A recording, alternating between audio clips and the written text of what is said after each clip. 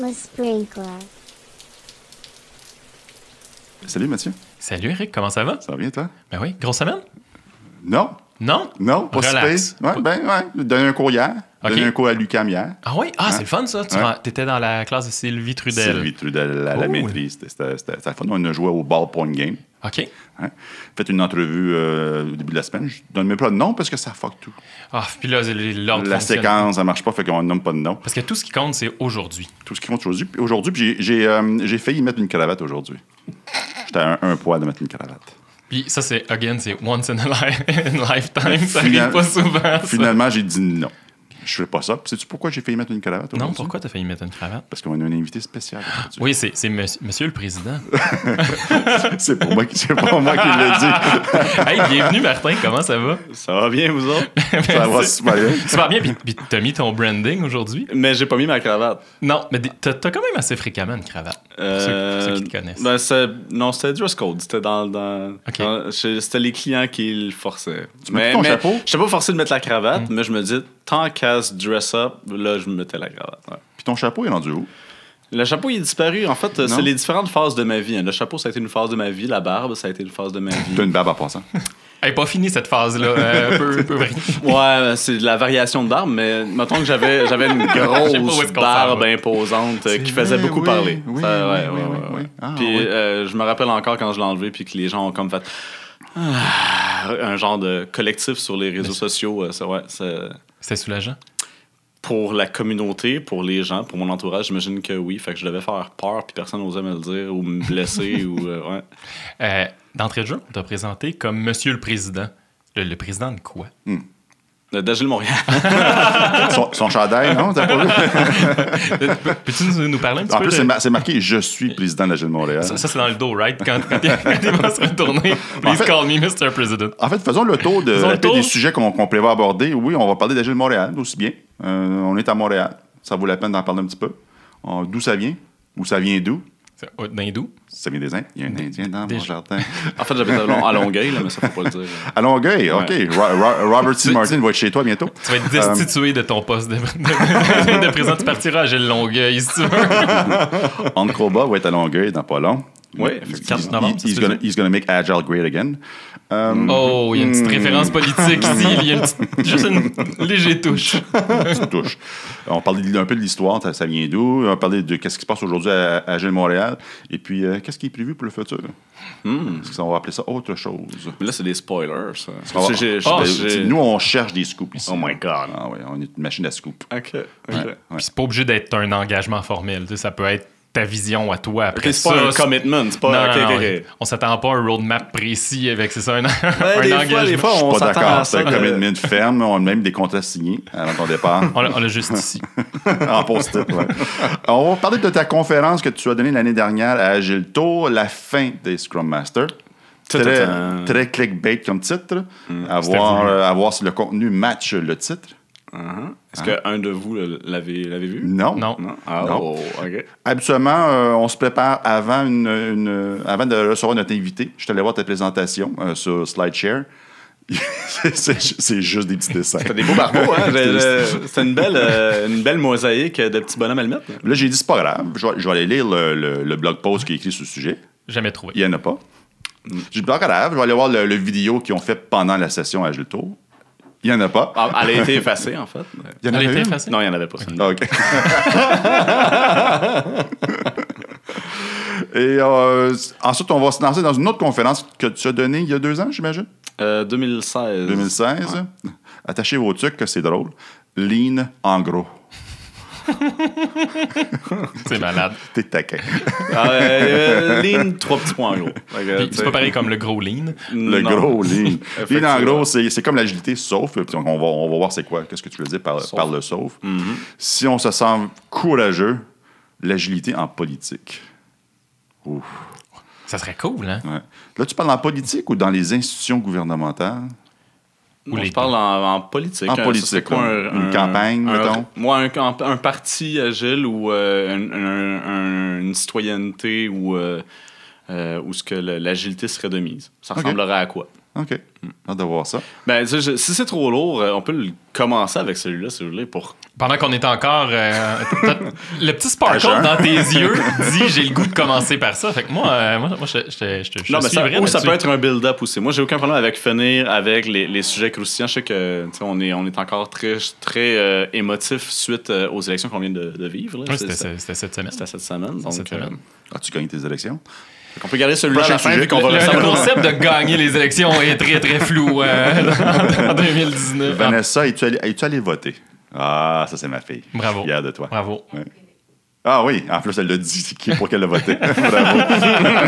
Petite parenthèse, le whisky choisi par notre invité ce soir, là, un whisky japonais, Kaiyo. Pas méchant. Ouais. Très bon, très, très bon. Très bon, oui, effectivement, merci. Un petit arrière-goût de ça. Whisky? Ouais, Je dirais. avec une touche de cela. Et de whisky. Ouais. Comme pour voir, on est des experts de whisky. C'est notre prochain podcast en passant. Oh, c'est Whisky and... Whisky and Us. podcast. Whisky and Us. Whisky and Us. Ou faut distinguer de Whiskos. C'est pas la même chose. Pas la même chose, pas la même chose. Tu vas commencer avec quoi, toi? Tu es l'invité choisi? Non, moi, l'ordre me convient parfaitement. Moi, je dis, on y va Agile Montréal. all the way dans cet ordre-là. Ça vient d'où? Ça vient d'où, Agile Montréal? Ça commence c'est quand, Ça vient d'où? C'est hindou, non, c'est pas vrai. En fait, ça a une bonne quinzaine d'années. Ça a commencé pas longtemps après le manifeste Agile. Là, quand ça a commencé à être populaire, cette affaire-là, 2001. Quelques années plus tard, là, à Montréal, ça a commencé à mousser. Peut-être 2004-2005, dans ces coins-là. Ça semble... C'était très porté par une gang d'illuminés, dont est-ce que je dois nommer les noms, déjà? Tu es à l'aise de le faire. Là, à l'époque, il y avait François Beauregard, beaucoup d'impliqués. Ouais. Toi aussi, d'ailleurs. Au début, non.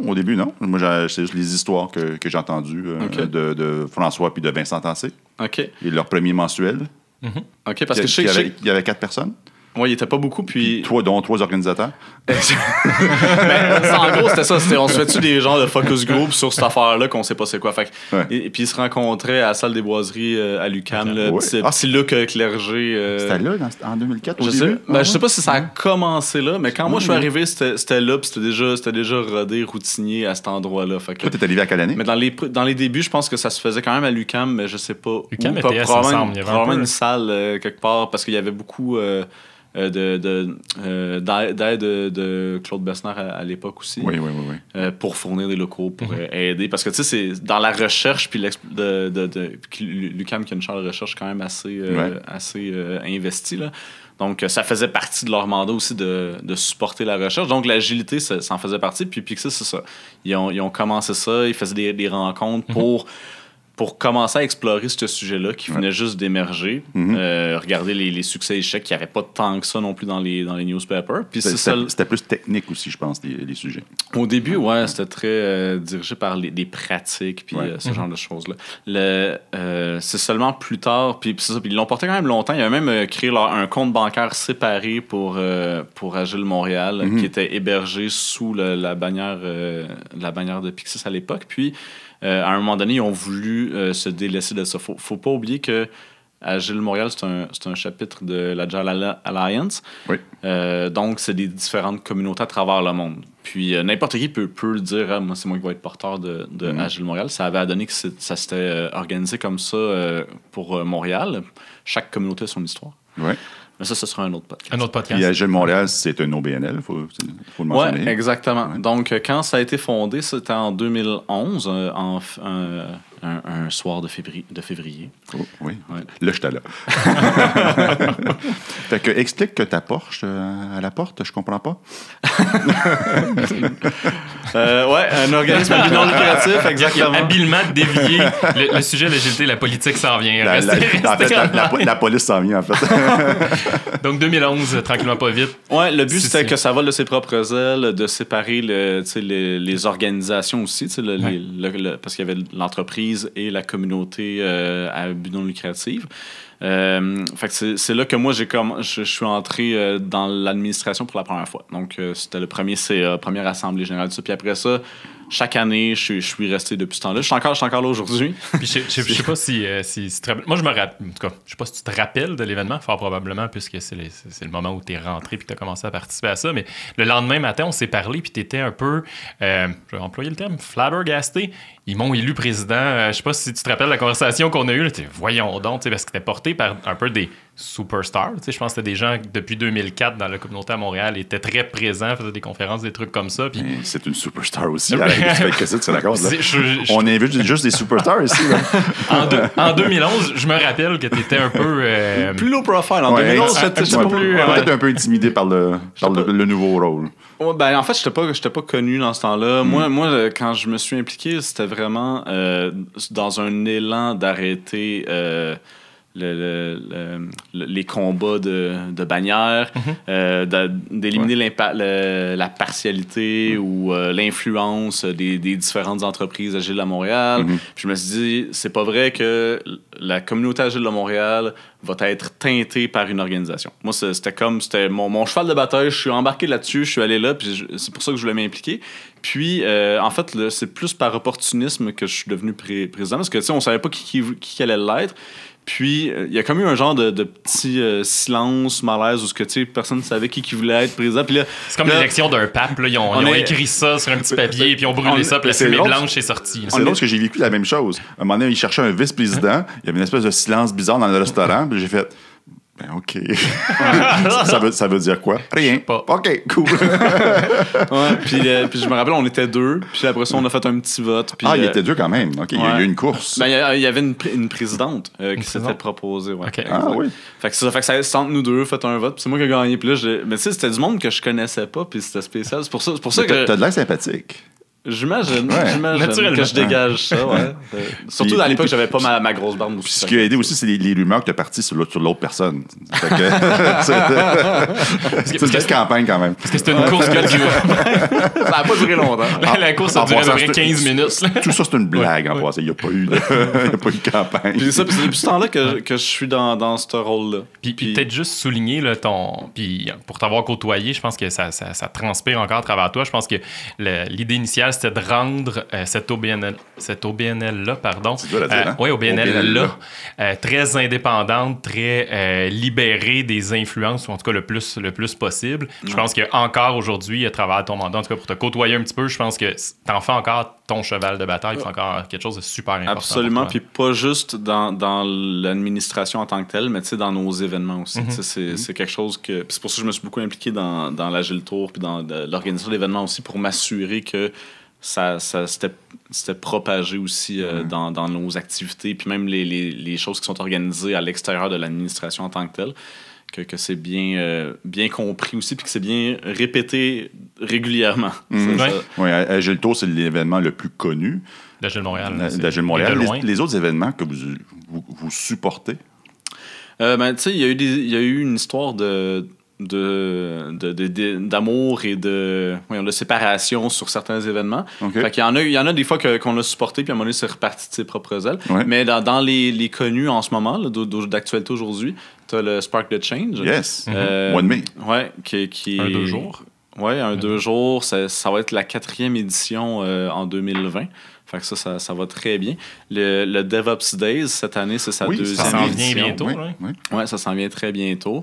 T'as-tu la date par cœur? Par cœur, c'est début novembre. Okay.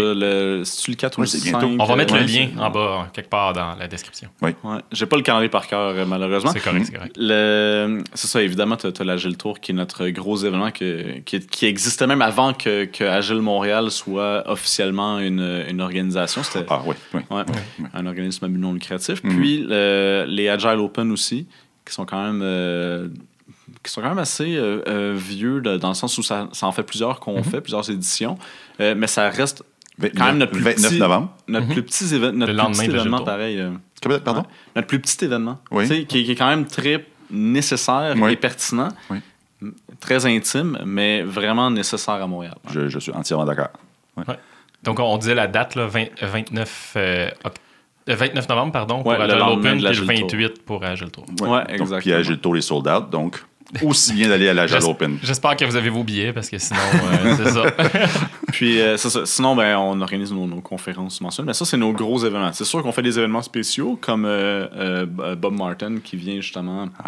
Fait que, on en a parlé un peu tantôt. Ouais, puis on est opportuniste. Quand il y a des célébrités ou des personnalités connues qui viennent à Montréal, on essaye de faire du pouce dessus quand on peut. Puis souvent... C'est ça que j'aime dans le monde de l'agilité. C'est souvent des gens quand même relativement humbles. C'est sûr que tout le monde veut faire la promotion de ce qu'ils vendent et de leur service, tout ça. Ou de vendre des livres. C'est du win-win. C'est win-win, mais ce que je trouve le fun, c'est que quelqu'un qui dit « Ah ouais, ça me dérange pas de faire un talk d'1h30 après ma journée de travail. » Tu sais, je viens parce que je viens donner une formation, mettons. J'en-toi ce soir. Mais en plus... Exactement. Mettons, genre, un hasard. C'est ça, mais ça reste du don de soi pour la communauté. Puis ça, à chaque fois, je trouve vraiment ça agréable de voir que les gens ils acceptent quasiment sans poser de questions, sans s'essayer d'aller chercher un retour ou des affaires de même. Là. Puis ça, je trouve ça vraiment génial. Ouais, c'est une des raisons pourquoi on a démarré le podcast. On voit qu'il y a des perles partout au Québec, dans la communauté agile. Et puis, on voulait que les gens les connaissent, notamment toi. Merci encore d'être ici ce soir. Merci de m'avoir invité.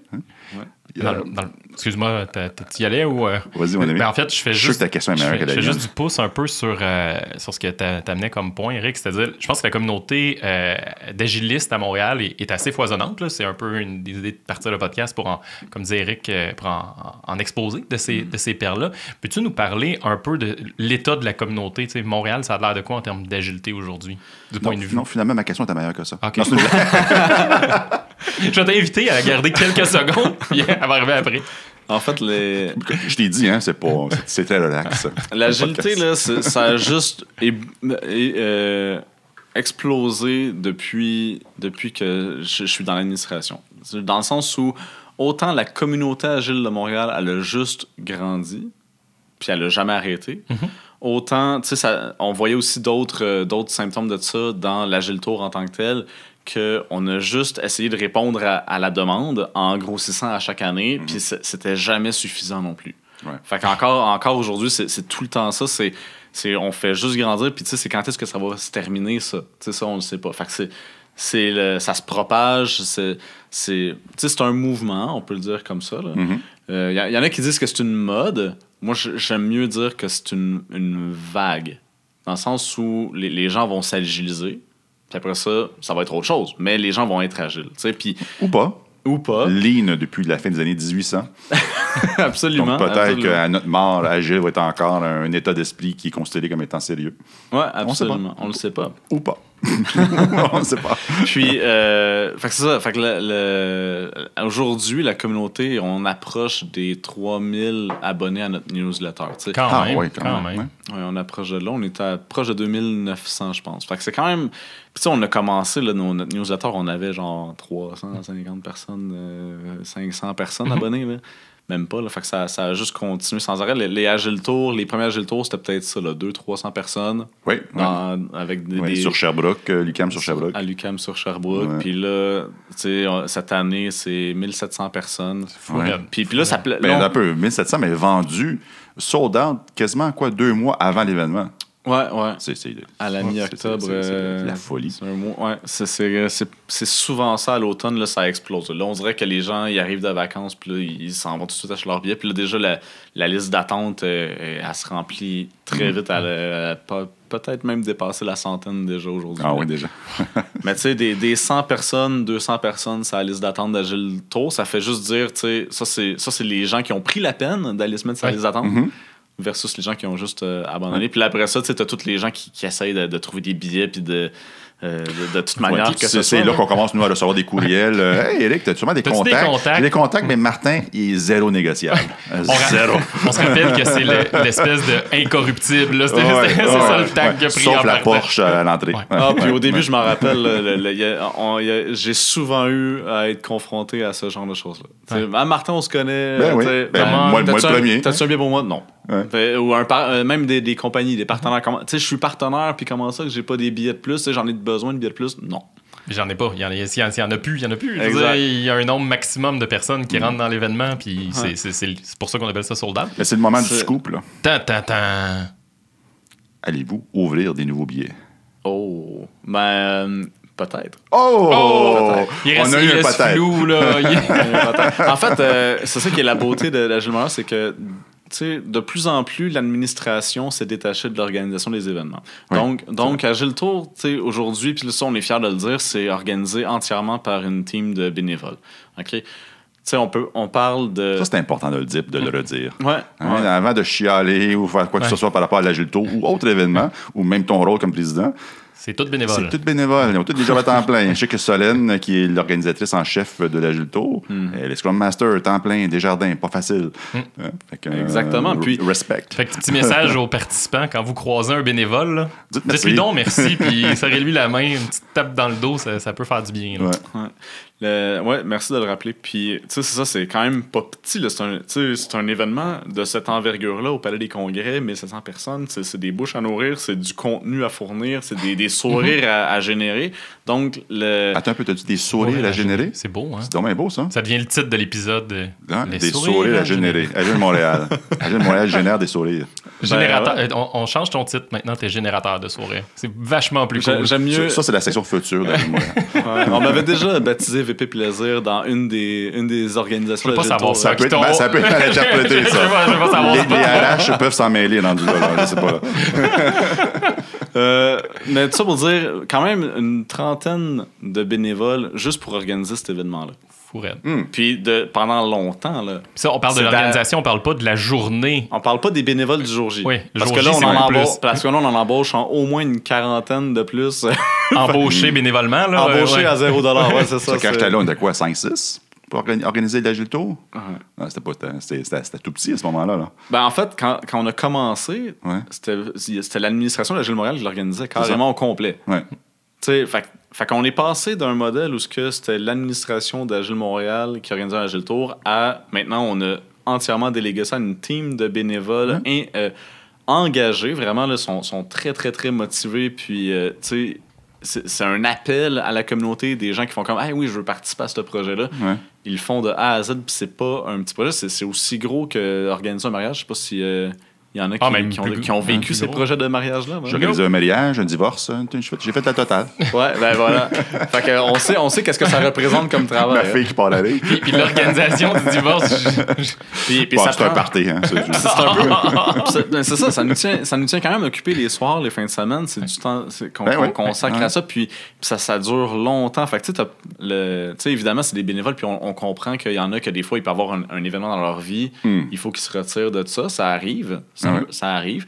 Mais on veut quand même une certaine stabilité dans cette organisation-là. Fait que il y en a qui ont un engagement plus fort que d'autres. Mais tu sais, ça arrive des fois qu'il y a des gens qui doivent partir en cours de route. Puis ça, c'est correct. C'est normal. C'est normal. La question qui tue, Tan. ça, c'est des choses que je fais juste quand Mathieu est là. Quand Mathieu est pas là, c'est une entrevue beaucoup plus sobre, là, beaucoup plus. Là, quand il est là, on a du fun. Mais en plus, il peut faire des sound effects par-dessus. Qu'est-ce que je dois comprendre de ça? Que c'est plus le fun quand t'es là. C'est le fun. La question qui tue. Rick. L'organisation de l'Agilto, est-ce que c'est fait agilement? Oh, c'est une excellente question. Je suis content que tu la poses. On dirait quasiment que c'est arrangé. C'est une tactique de délai, ça. Si je dis des mots qui n'ont pas d'apport pendant 3 minutes, je ne sais plus y penser. La suite J'ai donné les formations pendant longtemps, donc c'est des bons trucs pour préparer nos réponses. Puis la suite de la technique, c'est reformuler la question. Je suis content que tu la poses. Donc, ce que je comprends, c'est que tu aimerais savoir que... D'abord, tu ne dises pas dans le fond. Non, la réponse, c'est un oui catégorique. Donc, un oui catégorique. Ça s'est pas fait du jour au lendemain. OK. Parce qu'au début, il y avait un lead qui prenait beaucoup de load sur ses épaules. Qui est genre le PO.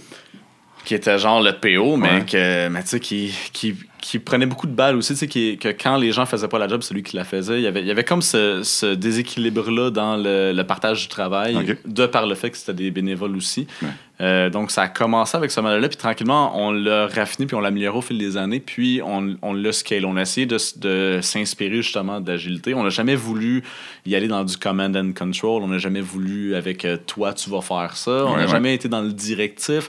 Donc, vous ne vouliez pas plein de choses, mais vous vouliez quoi à la place?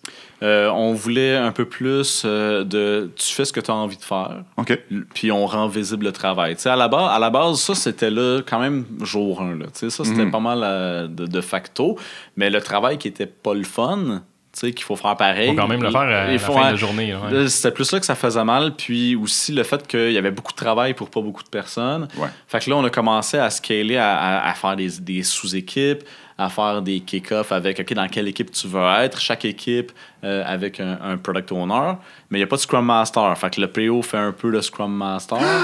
Ouais. Ça t'es brûlé sur l'hôtel de scrum.org live. Là. On s'en fout-tu. D'abord, on lit de la marchandise. Ça marche-tu? Ouais, ça fonctionne. C'est malade. Mais ça a lieu.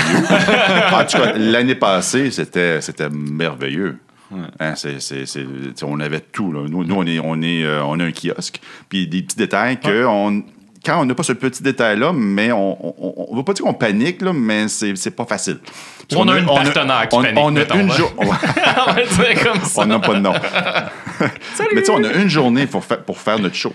Une journée. Fait que s'il manque une extension, il manque une prise de courant.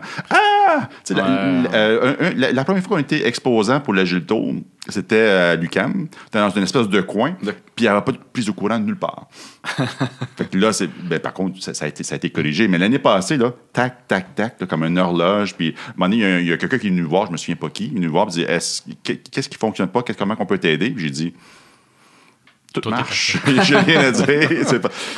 Marc, j'étais sur de la drogue à ce moment-là. Là. Fait que peut-être que j'ai récupéré d'une chirurgie à ce moment-là. Fait que merci de rectifier parce que c'est post-ouverture de la SQDC. Mais on n'est pas là. Il y avait une petite chirurgie quelques jours. On a dit qu'on faisait pas comme Joe Rogan, donc il y a juste du scotch ici. Fait que oui, j'espère que ça va être la même chose cette année, parce que l'année passée, c'était à mes yeux, la perfection pour les exposants. On a même scalé une coche de plus avec la notion de product owner, des product owners. Okay. Donc, tu as des différentes équipes avec des bénévoles que ça peut être la première fois ou la deuxième fois qu'ils participent à l'organisation. Un product owner qui a quand même vécu une expérience, au moins une expérience dans le passé. C'est un peu les prérequis pour devenir product owner. Il faut que tu aies au moins vécu un Agile Tour pour devenir product owner. Puis, tu as la personne qui gère ou qui accompagne les product owners, qui est Solène, qui chapeaute l'événement au complet. Mais elle n'est pas dans le détail de l'exécution. Elle est là pour accompagner les product owners qui, eux, sont avec leurs équipes. Donc, on l'a vraiment scalé comme ça. Il faudrait que je trouve un spot pour l'inviter au podcast avant l'Agile Tour, quelque part. À moins qu'elle vienne pour faire un post-mortem de l'Agile Tour. Ou qu'on y trouve un trou par hasard pendant la journée quelque part, si jamais ça pouvait arriver. Pendant la journée, ouais. Il y a des choses des fois qui arrivent. Juste qu'en même temps, c'est over sold out. Ouais. Promouvoir l'événement, c'est irrelevant. Donc, c'est quoi? On ferait un podcast pour que les gens se sentent bien d'avoir acheté un billet? Je sais pas. Le problème aujourd'hui, puis c'est pour ça que j'ai dit peut-être à ta question, tu sais, est-ce qu'il va y avoir d'autres billets qui vont ouvrir?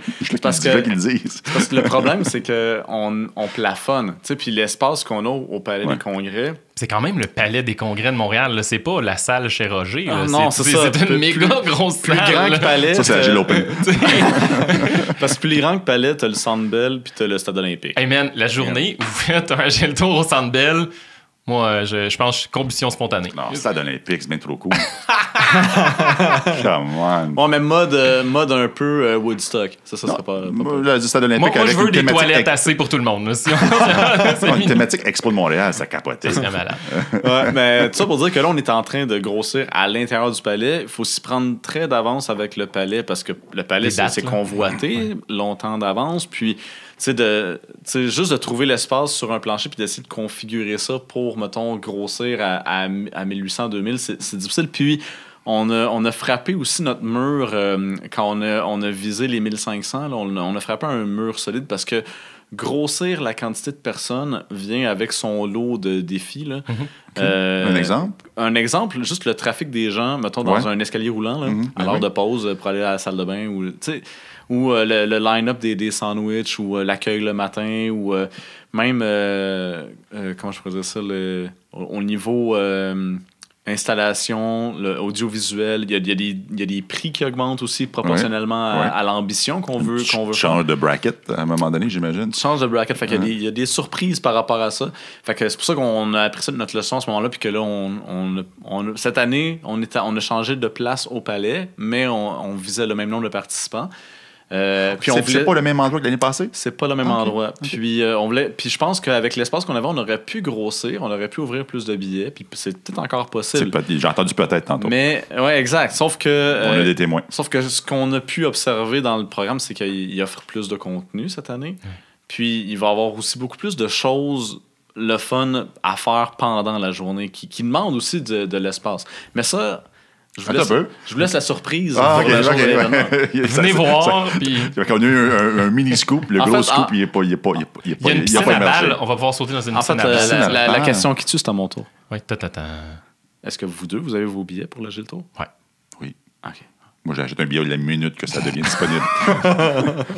Au pire, je le donne à un client. Ou comme l'année passée, on a fait un petit concours. Les gens se prenaient une photo avec l'aide-mémoire de Agile Partnership. Qui marqué avec le tagline « J'aime mon aide-mémoire ». Là, tous les gens qui sont pris en photo, on les a mis leur nom dans un sac, puis on a fait tirer 2 billets. De plus en plus, moi, j'observe des gens qui achètent plusieurs billets quand ça se met en vente, parce qu'ils savent qu'il y a des gens qui vont en avoir de besoin, puis qu'ils ne savent pas encore. Quand les scalpers. C'est ça, j'avais une dizaine pour scalper. Se faire des amis, c'est peut-être pas du scalping, mais ça vaut cher. Ça rentre dans cette catégorie-là. Un ami qui vaut cher, Puis là, tu parlais que c'est aux alentours de 1700 personnes environ là, cette année, puis on verra s'il y en a plus. Par rapport aux autres Agile Tour mondialement, on se colasse où, Montréal?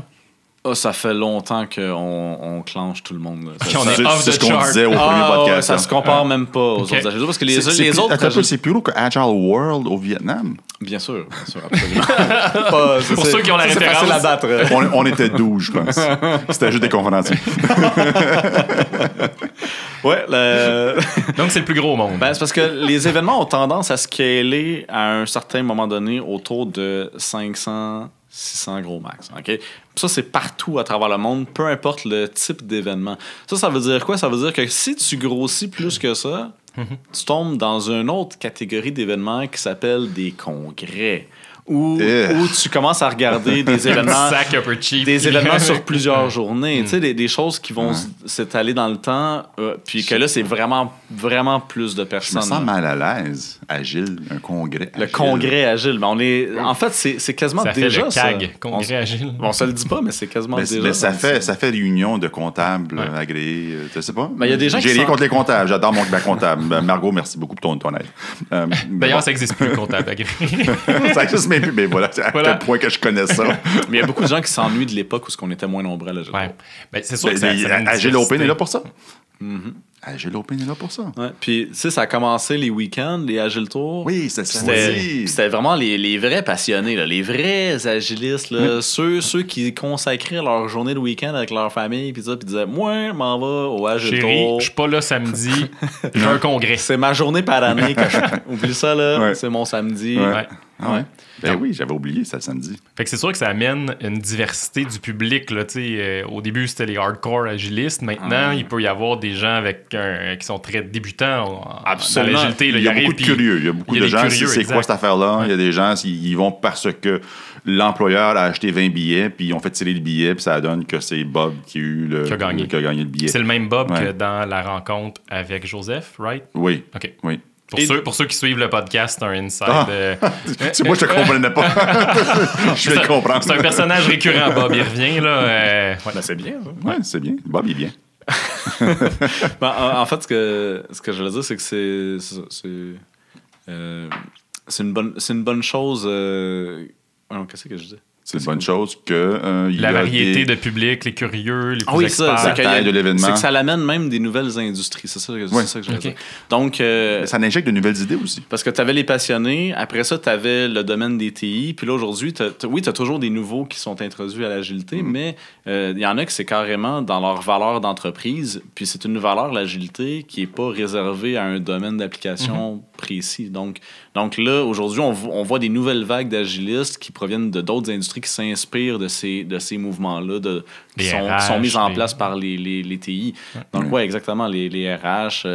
Même la construction, t'en as de toutes les sortes, là, même des compagnies publiques, les organisations comme la Ville de Montréal, tout ça s'intéresse de plus en plus. La politique. Ouais. on va y arriver à la politique.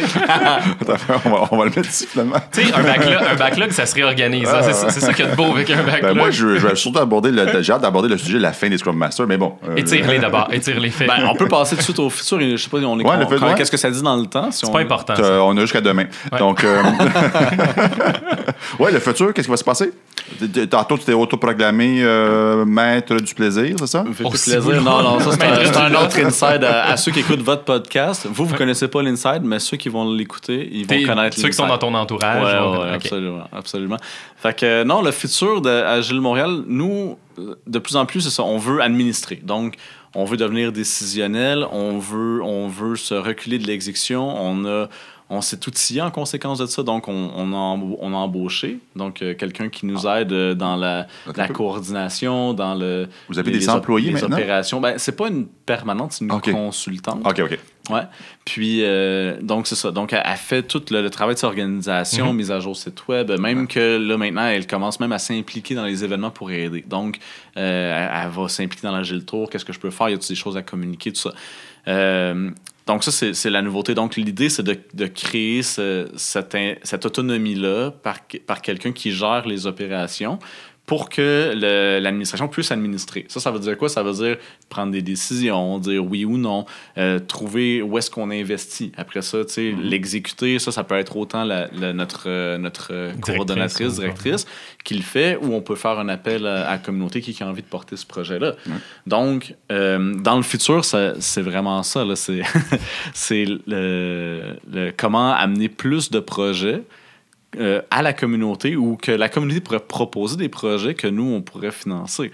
Donc, après ça, le sky is the limit. On peut se créer un backlog d'idées par la communauté que nous, on financerait puis qu'on accepterait ou qu'on prioriserait. Là. Fait que tu es en train de dire que, mettons, moi, là, illuminé, j'ai le goût de faire un festival de podcasts agiles.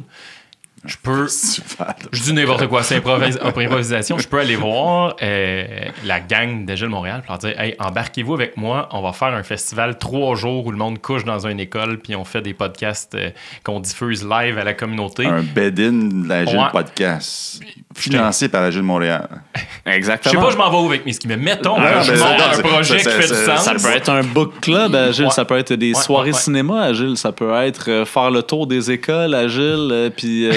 C'est les écoles qui sont agiles ou faire le tour agile? Amener l'agilité dans toutes les écoles. Puis non, mais tu sais, ça peut être plein de choses. Ça peut être faire de la promotion de l'agilité à Montréal. Puis tu sais, Agile Montréal, on veut... On est limité par on n'est pas limité par nos moyens en tant que tel, mais on est limité dans le manpower. Le manpower, c'est ça. Puis au début, tu sais, c'était une idée noble de dire à l'administration, tu sais, si vous avez des idées, si vous voulez faire des choses, tu sais, faites-les. Mais ce qu'on se rend compte au final, c'est que juste administrer Agile Montréal, ça demande quand même une charge de travail non négligeable. Vous l'avez vécu. Puis donc, en plus de ça, si tu veux porter un projet tout seul sur tes épaules, c'est pas petit. Donc, de créer cette possibilité-là, cette fenêtre-là, d'aller facilement chercher de l'appel à l'aide pour organiser des projets avec des membres de la communauté qui seraient willing. Puis, moi, je vais embarquer là-dedans dans ce projet-là, tu sais, puis nous, de le financer. Profiter de l'infrastructure qu'apporte Agile Montréal. Donc, son réseau de contacts, les mailing lists, gestion du risque aussi. C'est ça qu'on veut. Nous, on veut devenir une plateforme, on veut devenir un support à tous les projets Agile à Montréal, puis on veut créer cet incubateur à aider là pour faire mousser cette agilité-là, puis la faire exploser, puis aller... Attache ta tuque, parce qu'une fois qu'on va publier l'émission, c'est un peu un appel. Là, on parlait du futur. Les portes sont pas encore... Ça veut pas dire que c'est bar open. Ça veut juste dire que, grosso modo, si je reformule ton message, ce que je comprends, c'est un peu un appel à la communauté. Si vous avez un projet intéressant, venez voir Agile Montréal, proposez-le, puis vous savez quoi? Ça se peut très bien qu'il vous aide à partir du moment où ce projet-là fait du sens puis qu'il est porteur, aligné avec la mission. Ça, c'est la vision du futur. Après ça, concrètement, pour y arriver, c'est sûr qu'on a encore du travail à faire pour bien structurer ça.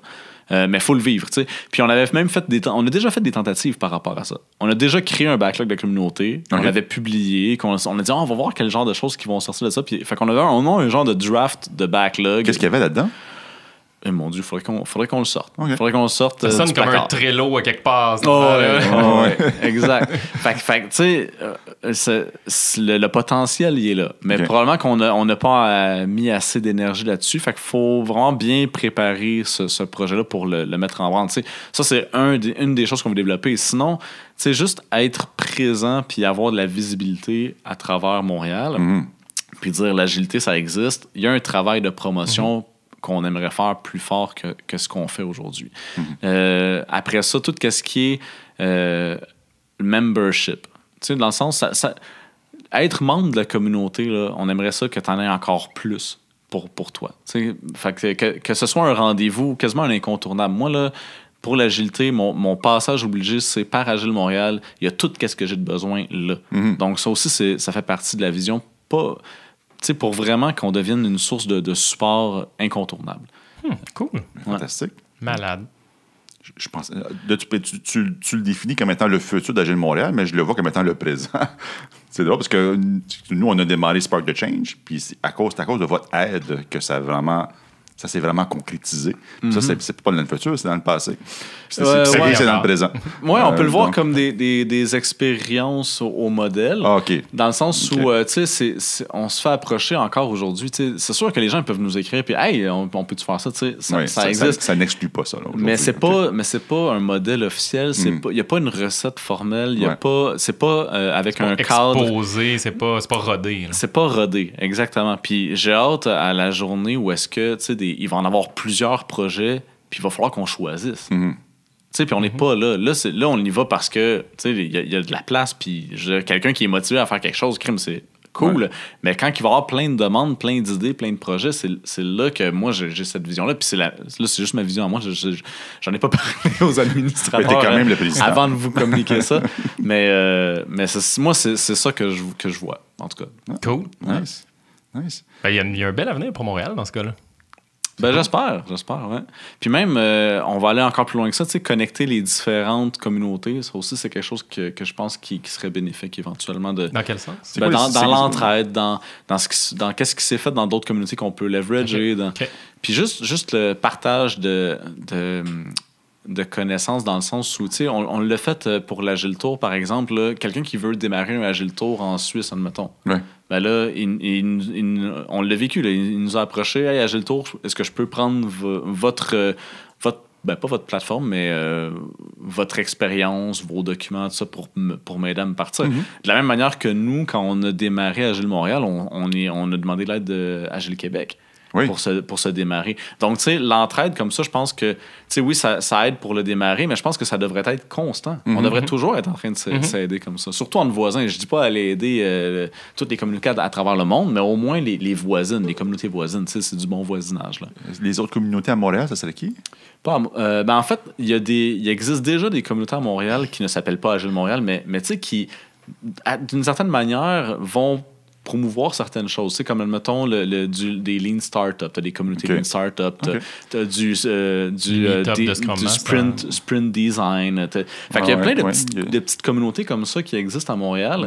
Systems Thinking. Qu'on veut supporter, puis qu'on veut aider, puis qu'on veut leur donner de la visibilité aussi. Fait que c'est ça. Nice. Mais l'avenir est vert, là, c'est cool. Oui, il y a du stock à faire. Tu l'interprètes comme tu veux. J'espère qu'on va se rendre là. Comme je vous dis, moi, je vais une année à la fois. Puis je sais pas, si ça va toujours continuer de grandir comme ça, cette communauté-là. Puis l'agilité en tant que telle. C'est sûr que nous, on y croit beaucoup en ça. Je pense que il faut que ça rejoigne les valeurs des gens. Je pense que c'est des valeurs qui de plus en plus rejoignent les Montréalais. Donc je pense qu'il y a encore de l'espoir pour au moins un autre 10 ans. Là, ça fait déjà longtemps qu'on existe. Là. On n'est pas encore rendu à 10 ans d'existence. D'OBNL. Dans d'OBNL, la ouais, forme actuelle. On a 15 ans. On a 15 ans, là. C'est vrai qu'on a 15 ans. Mais en tant qu'OBNL, oui, exactement. En quantité indépendante. Fait que le futur est vert, comme tu dis. C'est florissant, c'est en croissance, c'est gros, c'est fantastique, mais... C'est la fin des Scrum Masters.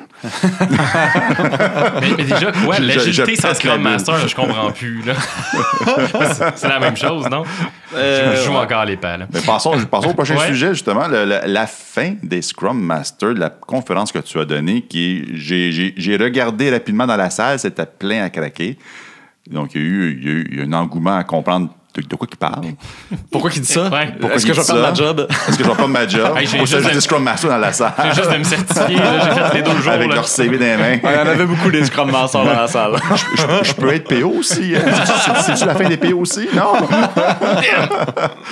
Quel était ton message? Ouais, ça se voulait provocateur. Hein? Puis je pense que c'est un clickbait, comme dirait Rick. Clairement. Ça a bien fonctionné. Puis... Toute l'agile est mort, c'est la fin de... En fait, j'ai pas dit que c'est la fin de l'agilité. Ah. Juste des Scrum Masters. Juste des Scrum Masters. OK. Voilà. Mais... en fait, c'est pour ça que le titre il disait vraiment ce qu'il fallait que ça dise. C'est selon moi, il va y avoir une fin des Scrum Masters.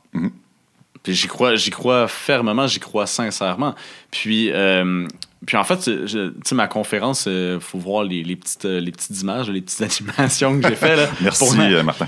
Pour la comprendre. Mais en fait, j'ai vécu un peu un genre de choc chez mon client actuel, en fait, quand je suis arrivé là. Puis c'est un peu ça qui m'a inspiré à créer cette conférence-là. Parce que j'ai été énormément remise en question en 2018. Okay. J'étais remise en question sur mon rôle de manière générale. C'est quoi ton rôle de Scrum Master ou d'autres choses? De Scrum Master, coach agile. Coach agile aussi, c'est quoi que je fais en réalité, puis à quoi je sers, puis c'est quoi la différence entre le travail que je fais puis le travail qui se faisait avant que les Scrum Masters existent. Puis même que ma conférence va vers ça. C'est-à-dire que déjà, je regarde le Scrum Guide. C'est quoi que ça dit dans le Scrum Guide que ça fait un Scrum Master? Est-ce que vous savez c'est quoi ça fait un Scrum Master dans le Scrum Guide? Les 4 choses principales que ça fait? Vas-y, c'est toi l'invité. Vous n'êtes pas Scrum Master? Non. On te laisse aller, ça va faire un meilleur snippet si c'est toi qui y vas. OK, les 4 choses que... Attends, ça va être le titre. Les 4 choses que doit faire un Scrum Master selon le Scrum Guide, interprété par... C'est très vulgarisé, c'est très résumé, là, mais... Bon, un disclaimer. Mais les 4 moi, qui m'ont vraiment frappé, c'est la promotion de Scrum. Oui. Donc, déjà, d'une part, je suis Scrum Master, je suis dans une entreprise, je fais la promotion de Scrum. Ça veut dire quoi? C'est, je t'explique à toi c'est quoi Scrum, tu sais pas c'est quoi, t'es dans un autre département, ou peu importe, n'importe qui sait pas c'est quoi Scrum, faut que je t'explique comment ça marche. Ça. Ouais. Fantastique, mais limitatif. Puis ça dit même, dans les fine lining, et parle aussi à tes autres collègues Scrum Master, très important, tu te tiens en gang de Scrum Master. Une tribu de Scrum Master. Ça c'est important. Juste l'image de la tribu de Dana, puis il est tout seul à la fin sur son on se demande une communauté de pratique de Scrum Master. Horrible. Fait que c'est très. Il y a un axe promotionnel, mais il y a un axe teaching aussi à ça. Ouais. Teaching il y a un bon côté puis un. Teacher le framework. Le deuxième axe, c'est vraiment dans la résolution de problèmes. Donc, j'enlève les roadblocks. Les problèmes que vous n'êtes pas capable de régler par vous-même, je vais essayer de vous aider là-dedans. Puis souvent, dans les entreprises, des problèmes, il y en a. En tout cas, il y en a quelques-uns, là, au moins, là, à se mettre sous la dent pour un Scrum Master. Mais sinon, aussi, il va aider les gens à régler leurs propres problèmes. Fait que, c'est comme un genre d'incubateur à tu mets plein de données là-dedans, puis il va t'aider à régler tes problèmes, ou il va essayer de trouver une manière de régler tes problèmes. Donc, il y a cet axe-là qui est très fort dans le Scrum Guide, où est-ce que je suis là pour vous aider quand vous avez des problèmes. Oui, c'est un débloqueur. Ouais. C'est le Drano de l'équipe. Un débloqueur. Tu veux une casquette, le débloqueur. Le débloqueur. L'impediment remover. Avec une petite toune en background. Après. Non, ça, c'est pas le même genre de toune. Sac. Après ça, il y a toute la partie rendre l'équipe autonome. Donc, Un peu, il y a un paradoxe. Donc, L'automatisateur. L'automatisateur. J'essaie de faire un mot. Débloqueur automatisateur. Comment rendre les gens autonomes, puis s'assurer que si je suis pas là aujourd'hui, ben, l'équipe elle continue de travailler. C'est normal. Que les gens viennent à la job, ils font leur job, ils rentrent à la maison, puis il n'y a personne qui leur a dit quoi faire. Un peu ce genre d'idéal-là. Là. Le mindset d'un Scrum Master, c'est comment je peux perdre ma job? Ben, c'est pas tant parce qu'à la base, il y a personne qui dit que le Scrum Master doit dire aux gens quoi faire. C'est juste de dire aux gens, hey, vous savez que vous n'avez pas besoin de personne pour vous dire quoi faire, puis vous êtes capable de le faire par vous-même. Incluant moi-même. Incluant moi-même, exactement. Puis, c'est ça. Fait que cet aspect-là est extrêmement important aussi dans le Scrum Guide. Et le quatrième, et non le moindre, évidemment, c'est de ne pas rendre les gens imputables entre eux. Pas imputables, c'est de ne pas rendre les gens. De ne pas créer de dépendance envers une personne particulièrement. Donc, la pluridisciplinarité. Ouais, exactement. Donc, ça, c'est important de dire que si telle personne part en vacances ou meurt ou démissionne ou... Le boss factor. Le boss factor, ouais. Tu sais, que l'entreprise a fait pas faillite. Tu sais, c'est des choses de base, là, mais à quelque part, tu sais, on oublie le fait que le but de créer cette polyvalence-là à l'intérieur d'une équipe, ça vise aussi ça. Ça vise aussi le fait que t'as pas besoin de Jack pour à chaque fois que tu as besoin d'aller travailler dans telle affaire. C'est vraiment ça. Juste Bob. Ouais. Puis... Parce qu'on se rappelle que Bob a une cape. Puis je rajoute même la job de Scrum Master là-dedans. Donc, le fait de maîtriser le processus puis de maîtriser Scrum, dans le Scrum Guide, on parle toujours de Scrum, évidemment, là, mais c'est aussi que les gens soient capables de comprendre Scrum et qu'il n'y ait pas besoin d'un Scrum Master pour leur expliquer à chaque fois. Tout le monde est capable de l'enseigner à tout le monde aussi. Le petit nouveau, on t'enseigne c'est quoi Scrum, puis c'est le même, ça marche. Fait que c'est les 4 axes principaux. Puis ce qui est drôle, c'est que... Puis dans cette conférence-là, moi, je demandais aux gens qui est Scrum Master. Puis je leur demandais aussi d'où est-ce qu'ils venaient. Parce que, tu sais, Scrum Master, c'est apparu du jour au lendemain. Ça n'existait pas là, avant qu'on crée Scrum. Ouais. Fait que avant d'être Scrum, fait que le métier de Scrum Master, ça apparaît pas à l'école. Il y a personne qui gradue Scrum Master. Fait que c'est quoi le chemin pour devenir Scrum Master? Oui. Puis t'es Scrum Master, c'est ça, le processus de auto-nomination, c'est ça. Fait que le career path, un peu comme coach agile. C'est la même chose. Du moment où tu l'écris sur LinkedIn, c'est vrai. Oui, voilà. Mais tu sais, on aime ça, les ressources humaines aiment ça avoir des career paths. Oui. Fait que tu sais, c'est quoi le chemin pour devenir Scrum Master? Fait que moi, je posais la question, puis là, t'avais la main levée. Tu sais, qui était développeur avant? Okay. Qui était project... Il y avait des project managers, il y avait des analystes, il y avait des quality assurance, il y avait des... j'ai dit project manager aussi. Puis, il restait encore des mains levées. Y a-tu du monde funky, là? T'sais? Oui! J'étais poète aquatique. Il y avait une avocate. Oh! Ben, je l'ai j'essaie croisée. d'imaginer. Elle était à la Ville de Montréal, ça se peut-tu? Je sais pas. Parce que j'ai croisé une femme cette semaine que je salue aujourd'hui. Peu importe. Puis j'en ai... Tu veux que j'enlève au montage? Non, c'est correct. C'est pas grave. Mais j'en ai connu, pour vrai, des gens qui ont des profils extraordinaires, qui ont fini Scrum Master, que je trouve vraiment génial. Puis c'est ça que je voulais rendre visible, le fait que, tu sais, ce rôle-là a été créé. Puis ça, c'est les profils. Après ça, je suis allé regarder toutes les offres d'emploi de Scrum Master. Puis qu'est-ce qu'on demande? Boy, ça, c'est déprimant, par contre. Puis, excuse-moi. C'est pour vrai. Puis pour vrai, il y a des stéréotypes qui sont basés sur les différentes demandes des entreprises puis leur idée préconçue de qu'est-ce que ça devrait être. Puis il y en a que c'est très teinté, tu vas faire du dev en plus d'être Scrum Master. D'autres que c'est très teinté, tu vas être un project manager en plus de... En fait, c'est même là, c'est Scrum Master, entre parenthèses, project manager.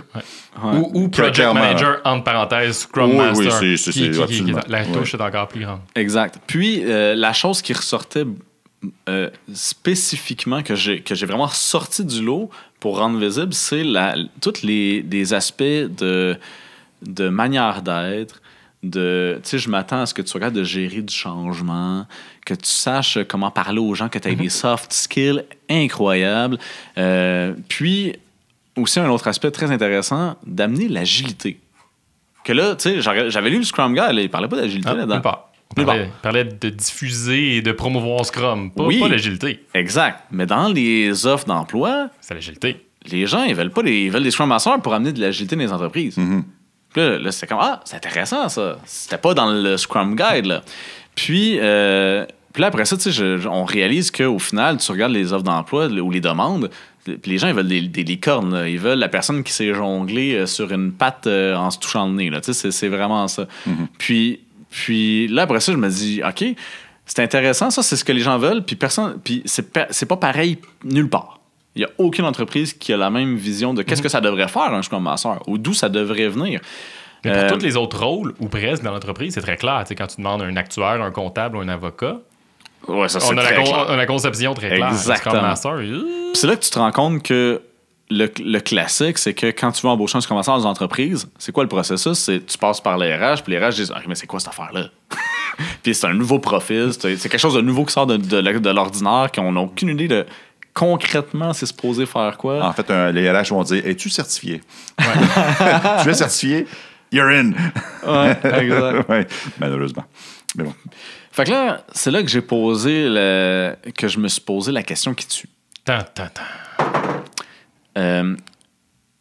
Qu'est-ce qu'on faisait avant les Scrum Masters?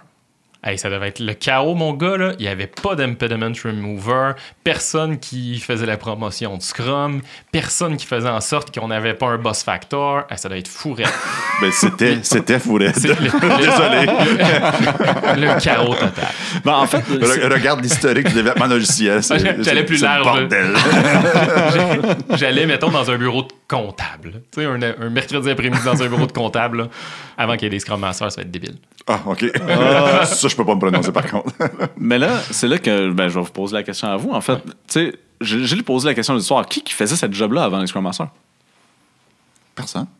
Le travail de Scrum Master, le travail de coach d'équipe, les quatre trucs que j'ai dit. Là. Il y avait certains bons gestionnaires qui pouvaient le faire. J'ai ajouté le qualificatif bon gestionnaire qui pouvait le faire. Tu sais, minimiser le boss factor, faire la promotion de l'auto-organisation, essayer de faire en sorte que les dépendances sont minimisées. La promotion du Scrum, ça n'existait pas, fait qu'on s'en fout un peu. Là, fait que je vais y aller sur tes 3 autres facteurs. Certains bons gestionnaires, certains bons project managers, ils pouvaient en avoir aussi. Ou certains bons devs, il y en avait qui faisaient ça aussi. Là, parce que tu ajoutes le mot bon devant tout ça. Là, donc, tout ce qui est bon faisait ce job-là. Dans des environnements bons, dans des contextes bons, dans des cultures bons, oui, c'était bon. Ou quelqu'un qui essayait de changer cette culture-là. Oui, avant même que le Scrum Guide soit imprimé, il y avait quelqu'un qui disait un boss factor sur Bob, c'est peut-être pas une bonne idée. On va essayer de diffuser le knowledge de Bob. Moi, m'asseoir à côté, je vais essayer de comprendre, puis maintenant, on va être 2. Au lieu juste d'avoir un boss factor de 1, mettons. Le hic dans tout ça, c'est que c'est pas la norme. C'est pas ça qui prévalait dans les organisations. Ben, moi, je pense qu'avant les Scrum Masters, c'était vraiment un rôle ou des attentes envers un gestionnaire. Oui, des attentes. Bien dit. Ouais, je pense que c'était vraiment ça. Puis, tu sais, quand il y a des problèmes, tu faisais quoi? Tu allais voir ton boss. C'était ça pareil, là. Puis, la différence, c'est que ton boss, il t'aidait peut-être pas à les régler par toi-même.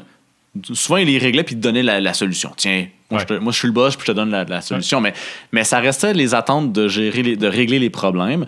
Après ça, tout ce qui est ça, boss factor puis tout ça. Puis si jamais je perds telle personne demain, je suis à risque. Il y en avait qui étaient bons à le spotter puis qui se trouvaient des backups et des affaires de même, d'autres moins.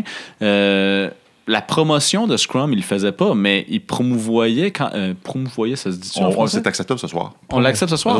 C'est genre, on l'ajoute au dictionnaire ce soir. C'est les néologismes de Martin. Promouvoir? Un autre gros mot. Dans le doute, là, rechange ta phrase. Dis, il faisait la promotion de. Il faisait la promotion de. C'est plus facile. Ouais, OK, merci. Donc, tout ce qui est méthode de travail, mettons, dans mon groupe, dans mon équipe, dans mon royaume de gestionnaire, c'était ma job de l'expliquer aux autres. Moi, ma procédure, c'est ça. Tu veux travailler avec mon groupe, c'est de même, ça marche. Fait qu'à quelque part, il y avait beaucoup d'éducation entre gestionnaires sur les méthodes de travail de chacun, qui étaient peut-être pas Scrum, mais qui étaient d'autres choses. Puis ça explique aussi pourquoi, avec l'introduction de Scrum, il y a beaucoup de gestionnaires qui sont déstabilisés. Ils font « Hey, je faisais, moi, ça, hier. » Puis là, il y a un Scrum Master qui arrive, puis il me dit que c'est lui qu'il faut qu'il fasse. What the hell? Yes, puis c'est un peu... la conclusion de ma conférence. Oh, damn, j'ai scoopé. Désolé. Parce que, en fait, moi, ce que je soupçonne, OK. Puis c'était probablement involontaire de la part de Ken et Jeff. Et de Jeff à l'époque. Là. Je pense pas que c'était leur intention, mais je pense qu'ils ont créé un précédent en créant le rôle de Scrum Master. Autrement dit, ils ont créé un genre de gestionnaire déguisé qui ont mis dans les entreprises dans le but d'amener de l'agilité. En fait, d'amener Scrum, parce que eux, leur pain et leur beurre, c'était Scrum à l'époque. Là. Fait que plus que tu parles de Scrum, plus tu fais du cash. Mais ça restait le fait que si on veut que les choses changent, il faut que je mette quelqu'un d'autre en situation de changer les choses, puis de faire sensiblement la même job, puis ça créait des conflits dans les entreprises. Dans les années 2000, là, c'était juste ça. C'était juste la guerre, puis les Scrum Masters, ils se faisaient mettre dehors à pelleter. C'est genre, il y en a un qui rentrait, il y en a un qui sortait, on en embauche un autre. Toi, tu vas-tu me dire qu'est-ce que je veux entendre? Non, bon, mais dehors, tu sais, puis ça roulait comme ça. Ouais. Fait que les gestionnaires, c'est comme ça. Puis les seuls où est-ce que ça a fonctionné, les seuls endroits où ça a fonctionné, c'est où est-ce qu'il y avait un gestionnaire dont les valeurs étaient relativement arrimées avec celui du Scrum Master. Puis où est-ce qu'il y avait quand même espoir de réussir à construire quelque chose ensemble, mais après ça, tu étais en position où tu avais deux gestionnaires qui s'entraidaient d'une certaine manière pour mettre ça en place. Puis c'est pour ça que je crois que c'est la fin des Scrum Masters, parce qu'à quelque part, tu regardes les offres d'emploi, les gens, ce qu'ils veulent, c'est pas les Scrum Masters, ils veulent de l'agilité dans les entreprises. Puis, ce que je me rends compte aussi, c'est que les Scrum Masters, c'est des gestionnaires d'une certaine manière. Fait à terme, quand les Scrum Masters vont devenir des gestionnaires demain, ben, il n'y en aura plus besoin de Scrum Master, parce que les gestionnaires vont la faire, cette job-là. Ils vont être capables de la faire par eux-mêmes. Donc, on pourrait parler de d'autres types de gestionnaires ou des niveaux de gestionnaires. Gestionnaire agile ou gestionnaire d'exécution ou gestionnaire, limite, là, on pourra le rebrander. Mais au moins, essayons de rebrander Scrum Master puis d'arrêter de faire la promotion de Scrum, parce que Scrum, c'est juste un outil parmi des millions, là, puis une manière de fonctionner parmi tant d'autres. Donc, tu sais, à la base, Scrum Master, ça fait la promotion de Scrum. Puis juste ça, je pense que c'est déjà une bonne raison de mettre fin au Scrum Master, puis de parler d'autres choses, en fait. De quelque chose de plus aligné avec notre intention vers le futur. Ouais. Comment les gens réagissaient dans ta conférence? Comment tu percevais les yeux là, des gens qui te regardaient? Position fétale. Non, les gens, je pense que les gens ont bien pris ça. Même qu'il y a des gens qui sont venus me voir en me disant « Hey, cool, ta conférence, elle arrive à temps » parce que je me demandais si j'embauchais les Scrum Masters ou si je formais mes gestionnaires. OK. Fait que il était là. OK. Ouais. Fait que c'était intéressant. Fait que c'est pour ça que je pense qu'à terme, tu sais, faut transformer les gestionnaires pour qu'ils soient capables de se positionner puis d'apprendre tout ce nouveau bagage-là. En fait, le Scrum Master, c'est ça. C'est un bagage de plein de nouveaux outils agiles, puis d'une philosophie, puis d'une culture. Il suffit de domper tout ça dans un gestionnaire, là, puis il va être capable de le faire. Puis, dans tout ça, ça vient un peu clasher avec le bon vieux principe de Peter, là, où la personne devient gestionnaire parce que c'était le meilleur dude à faire quelque chose, mais qui n'a pas nécessairement ce bagage-là.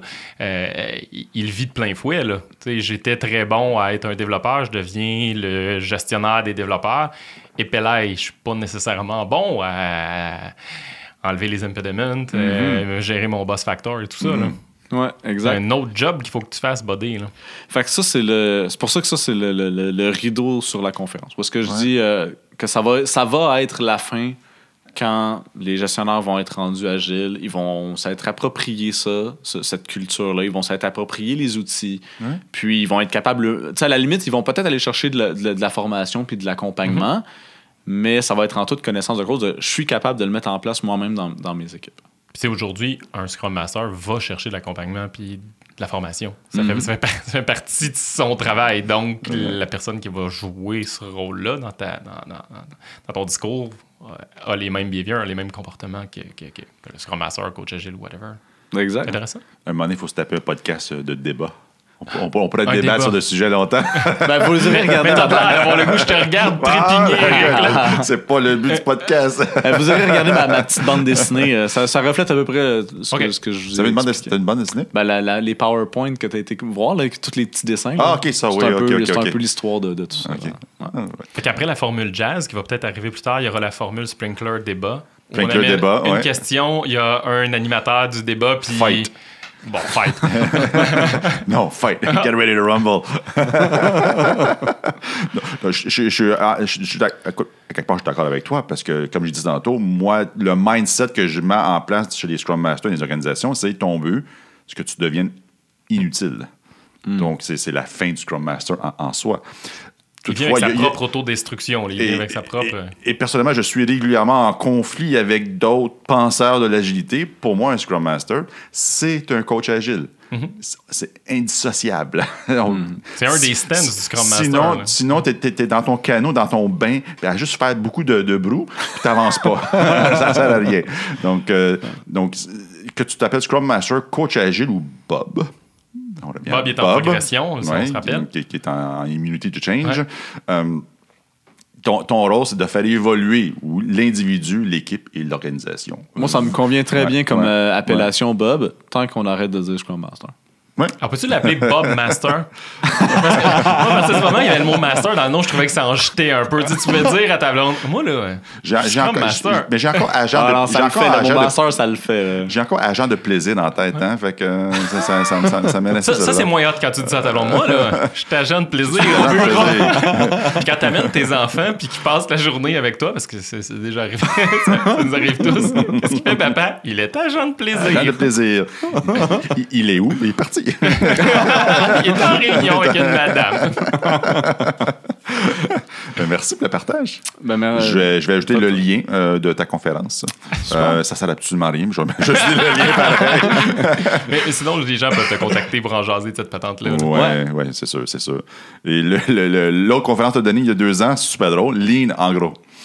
Tes noms sont tout le temps malades. Hein? C'est tout le temps... Ouais, c'est drôle comment le un suit l'autre, là, dans le sens où Lean, en gros, celui-là, je l'avais donné en 2016, mais... Quand tu dis Lean, tu parles de quoi? Le Lean Manufacturing. Lean Manufacturing, pas Lean Software Development de Mary Popendig? Oui, okay. Mais plus Lean Manufacturing. Mais l'idée, en fait, en 2016, c'était de comparer Lean et l'agilité. Mais vraiment, ça, c'était à une époque où j'étais loin de vraiment... avoir vécu c'était quoi le Lean. Ouais. Tu sais, je le lisais, puis c'était fascinant, puis ça me fascinait. T'avais les gaspillages en tête. Mais... Exactement. Ouais. Mais c'est seulement quand j'ai donné la fin des Scrum Masters que ça m'a vraiment frappé. Okay. Puis je vous dirais même que l'impact du Lean dans ma vie a généré la conférence de la fin des Scrum Masters. Mm-hmm. Parce que quand j'arrive avec le discours de les Scrum Masters vont tous devenir gestionnaires ou à terme, les gestionnaires vont tous jouer ce rôle-là, c'est à cause de Lean. Parce que dans l'univers du Lean, il n'y en a pas des Scrum Masters. Là. Puis tu as détecté un waste.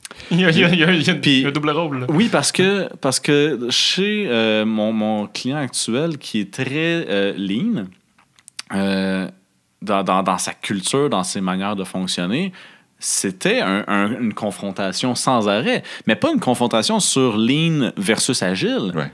C'est une confrontation sur Scrum Master versus Manager.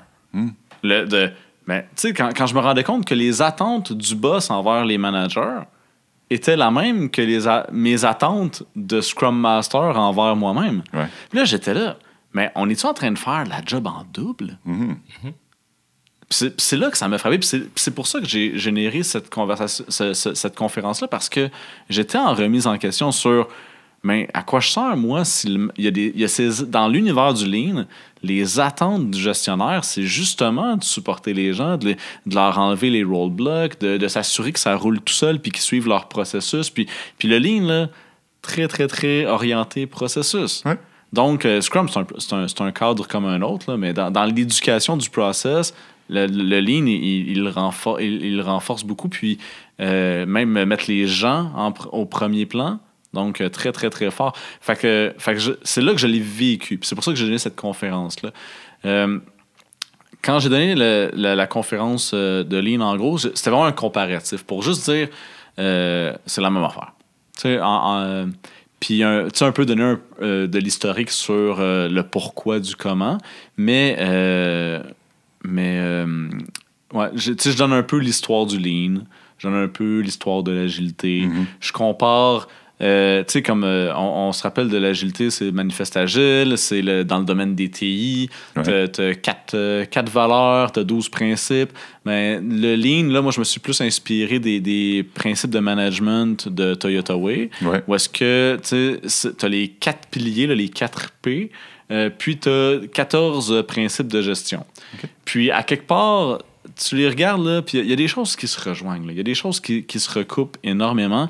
Puis, la partie principale, c'est évidemment la culture, que c'est un énorme changement de culture.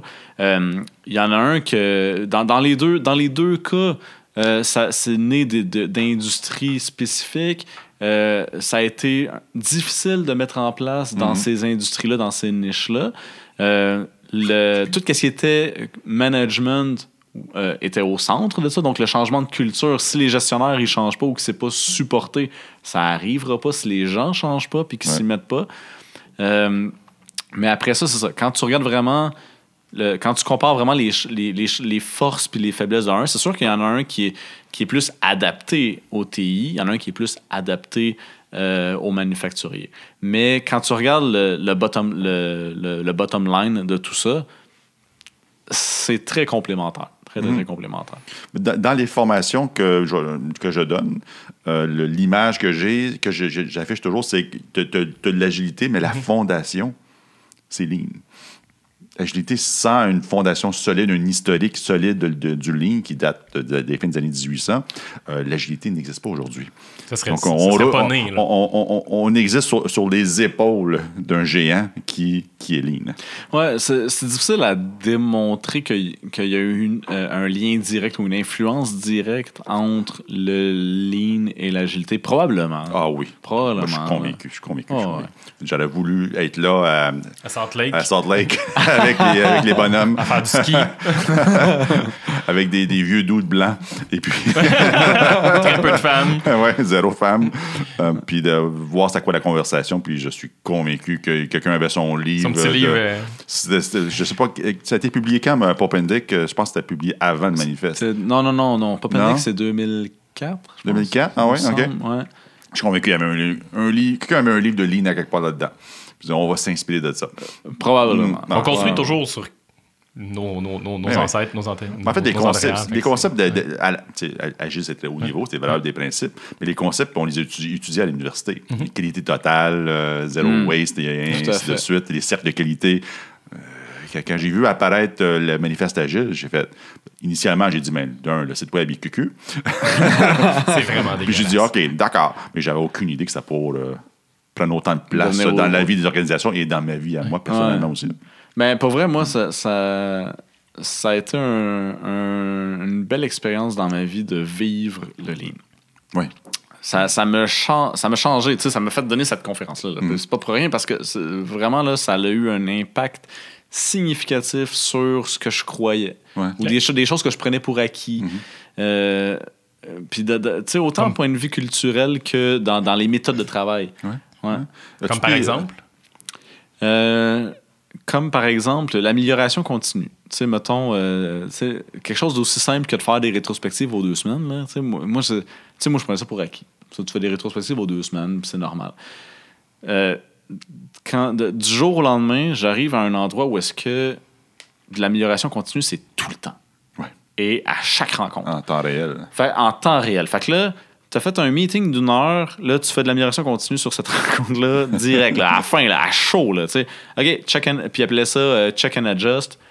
On faisait un daily de 15 minutes, check and adjust. On faisait une rencontre de gouvernance, check and adjust. Après ça, tu fais un check and adjust. Du check and adjust. Là, c'est fou, là. C'est du multi-check and adjust. T'as un memory leak, tout explose. Puis c'est fou, là. Puis là, t'es là, ça explosait comme pratique, là. J'ai jamais vécu autant d'amélioration continue, genre, sans arrêt, là. Puis c'est-tu indiscret de te demander où ça se passe, ça?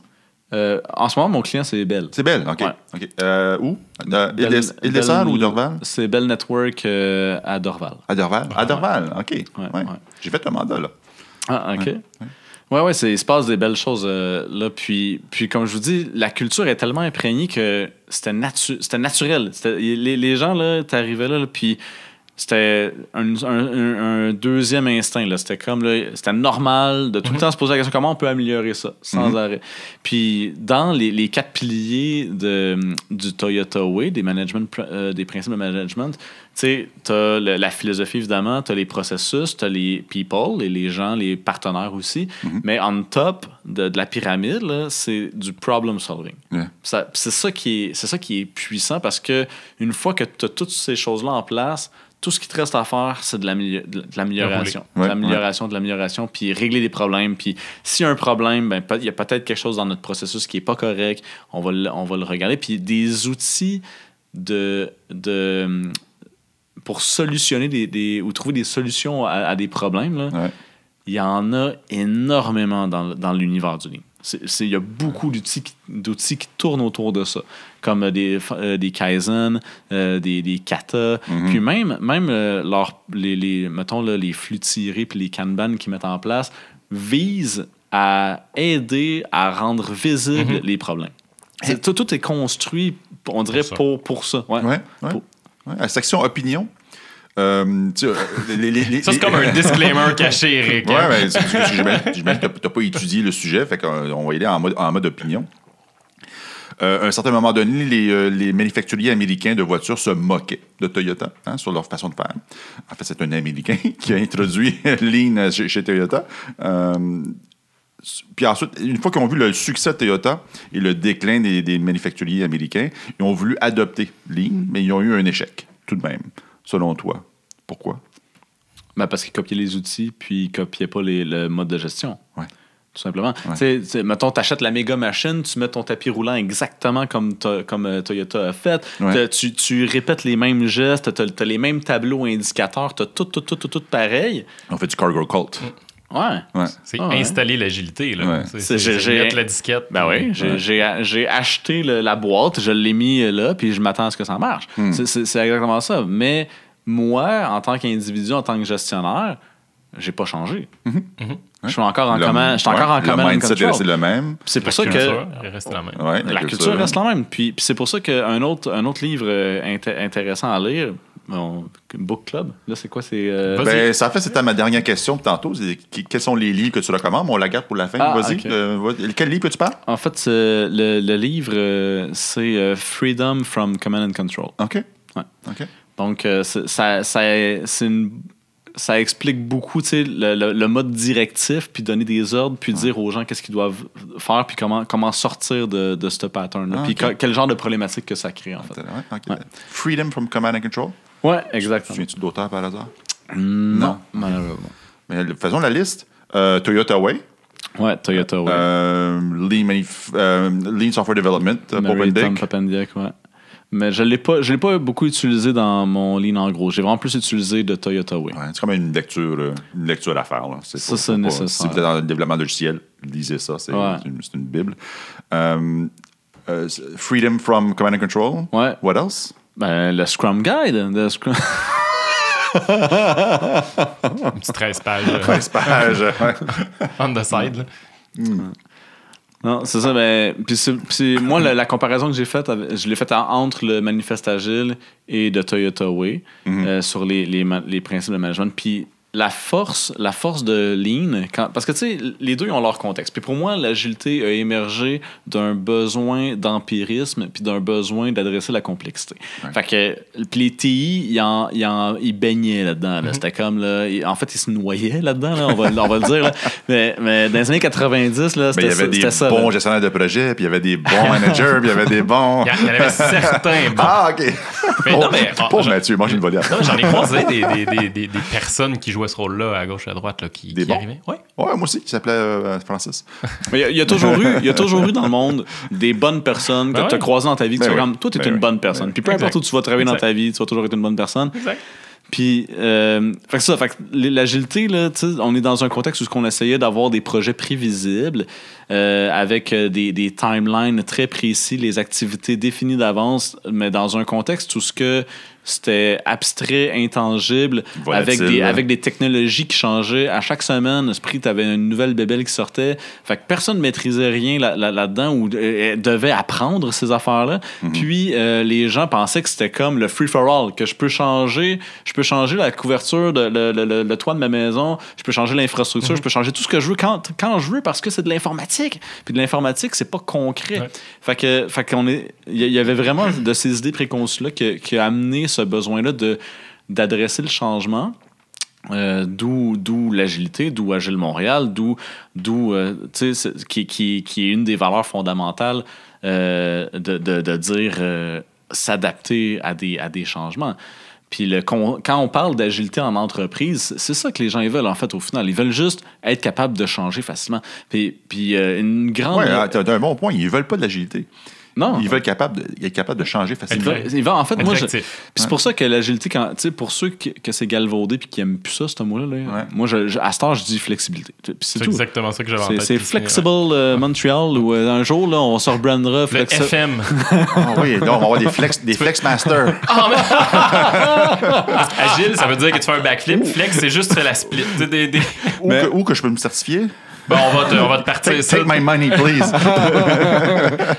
On va partir il y a un brand, là. Un flexible guide. Un autre primeur, on savait même pas. C'est clair. Mais c'est pour ça que, tu sais, ça revient toujours, ça va toujours revenir à ça quand les gens s'intéressent à l'agilité. Ils veulent la flexibilité. Je veux, en tant que dirigeant d'entreprise, la journée où est-ce que je dis « Hey, j'aimerais ça qu'on fasse ça. » J'ai changé d'idée, peu importe. Là. Make it happen. Ah, ça va prendre 3 ans ou 5 ans. Ou quoi? C'est comme c'est pas normal. En plus, le monde change de plus en plus vite. On s'inspecte et adapte continuellement. Ben oui. Fait que, il n'y a pas de fin. Ouais, puis c'est pour ça que l'agilité, ça a émergé ça. Puis les valeurs puis les principes sont... je vous dirais, ils supportent et soutiennent fortement ce besoin-là.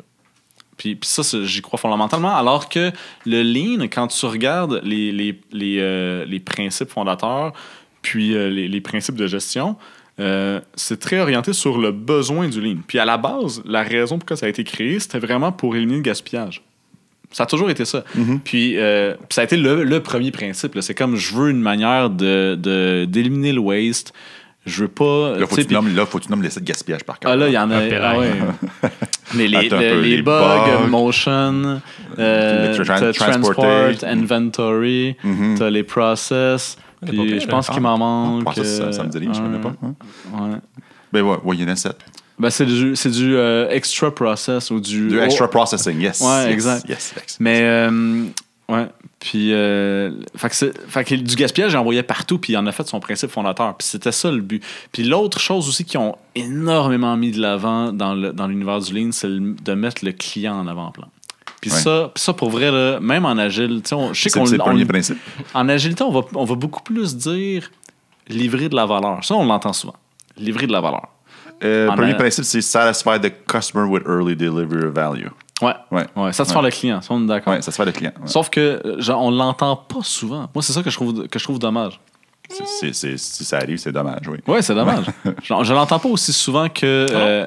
Ça émerge quand même de plus en plus en entreprise. Il me semble qu'on l'entend. Ben, j'entends plus livrer de la valeur. Tu sais, mettons, les product owners... Moi, les product owners que je parle souvent, là, c'est faut livrer de la valeur.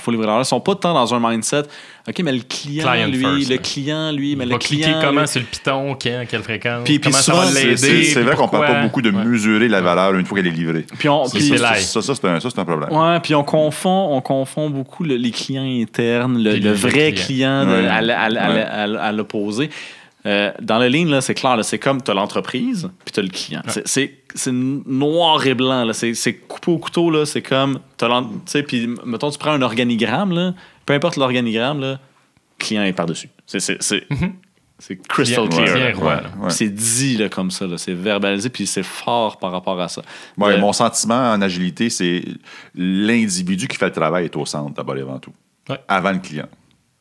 Ouais. Le focus est peut-être un peu différent par rapport à la ligne dans l'agilité. Puis la manière que je pense que ça s'est matérialisé, le fait de le mettre aussi important que ça, c'est que dans le principe d'éliminer le gaspillage, ils utilisent beaucoup le client. Parce que eux, ce qu'ils disent, c'est le client, il paye pourquoi?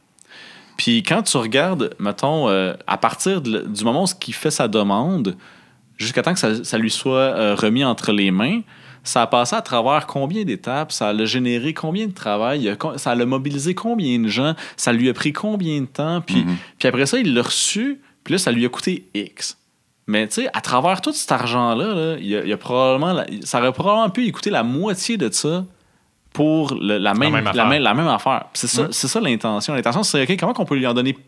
plus pour votre argent. Plus pour son argent, exactement. Ce que j'ai appris il n'y a pas longtemps, ça s'appelle du Efficiency Innovation. Oui, j'ai appris ça il y a... C'est beau.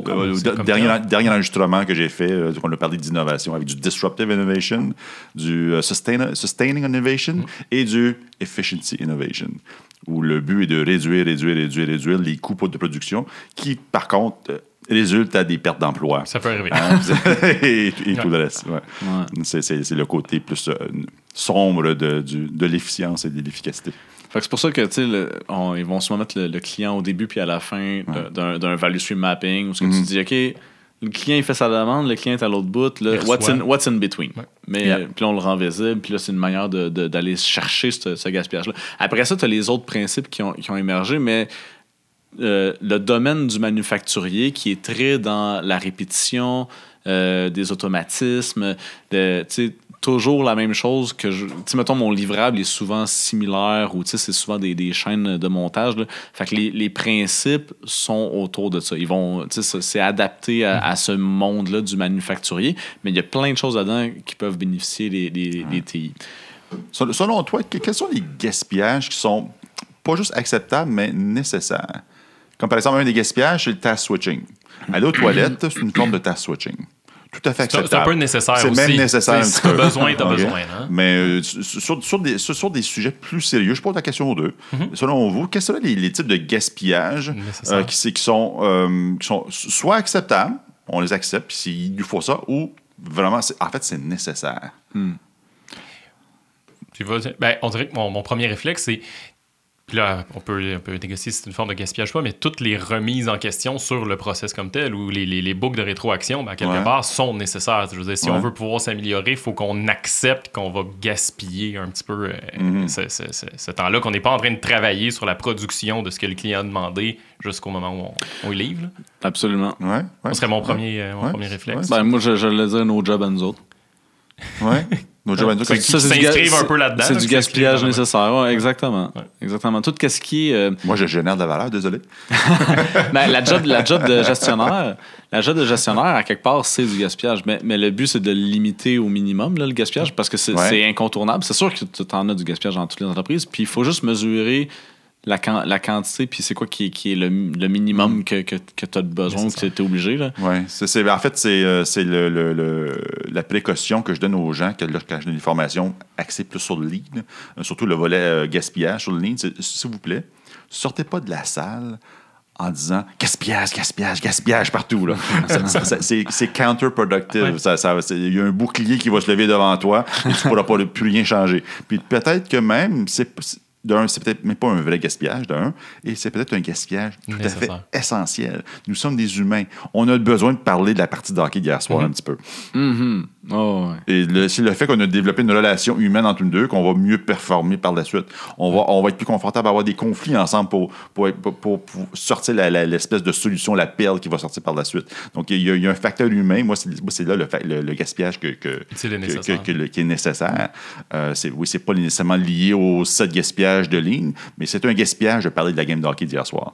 C'est une forme de task switching. Là. Je veux dire, c'est une forme, dans ce sens-là. Je suis au bureau, je suis en train de travailler, j'ai un collègue qui arrive puis il me dit « Hey, il fait pas beau un matin, on embarque un peu, on jase de la game de hockey, ça dure 15 minutes. Je viens de faire un context switching, il va falloir que je me replonge dans mon travail après. Pendant ces 15 minutes-là, techniquement, j'ai rien fait, mais effectivement, j'ai établi un lien avec lui, j'ai bandé avec lui, puis la prochaine fois qu'il va m'envoyer promener, je vais être capable de... Donc, imagine Julie qui arrive derrière vous, dit « Hey! Vous êtes en gaspillage, task switching, arrêtez de faire ça. » Mais là, tu viens de tuer l'humanité de l'organisation. Cette relation, effectivement. Il va falloir que tu mettes en place d'autres formes de gaspillage pour faire des team building puis d'autres patentes au-dessus de ça pour compenser parce que tu as cassé. Là, tu t'appelles Sears et puis tu disparais.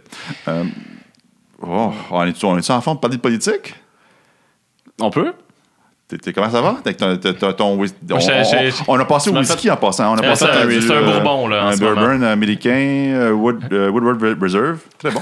As-tu un deadline? As-tu un hard stop quelconque? Non, j'ai pas un hard stop. On se couchera pas à 12 heures. Il est divorcé, lui aussi. Il n'y a pas de problème. Ah non, j'ai une nouvelle blonde. On la salue. Ah, salut. Comment elle s'appelle? Marie-Ève. Bonjour, Marie-Ève. Allô, Marie-Ève. Fait combien de temps? C'est une forme de gaspillage en passant. Mais c'est correct, mais c'est essentiel. Ça entretient, tu sais. C'est un gaspillage essentiel. Que je la connais, là, ça fait un an que je l'ai rencontrée. Ouais. J'espère qu'il n'y a pas de Scrum Ben, Master. au début, il a fallu qu'on se date avant, mais non, il n'y a pas de Scrum Master. En fait, c'était un des requis. Ouais, fait qu'à quelque part, sur ton app de rencontre, t'avais la coche, pas de Scrum Pas de Scrum Master. Qu'est-ce qu'elle fait dans la vie? Préposé bénéficiaire. Oh, pas facile. Wow. Elle travaille pour vrai, elle. Pas de gaspillage. Pas de gaspillage. Mon Dieu. Toi, tu es Belle Dorval, donc t'es pas retourné chez toi avant de venir ici. Non. Ah, t'es allé manger chez McDo puis t'es venu après? Ouais, exact. Je suis resté au bureau. Es-tu vraiment... Ah, t'es resté au bureau, OK. Ouais. OK, j'allais dire... Je suis allé manger, là, mais ouais. Pas au McDo? Non. Ah, OK, j'allais dire, il y a toute une devinette. Mais en tout cas, si McDo veulent nous commanditer, par exemple, on est très, très ouvert. Dans le pot McDo, c'était pas péjoratif, c'était plutôt dans le sens « je n'ai pas deviné ». Sammy Your Money McDo. Moi, je disais ça de même. Donc, l'agilité, la politique... Ouais. Tu parlais beaucoup d'amélioration continue à travers le Lean. Tu as de l'air passionné. Tu as de l'air passionné par ça.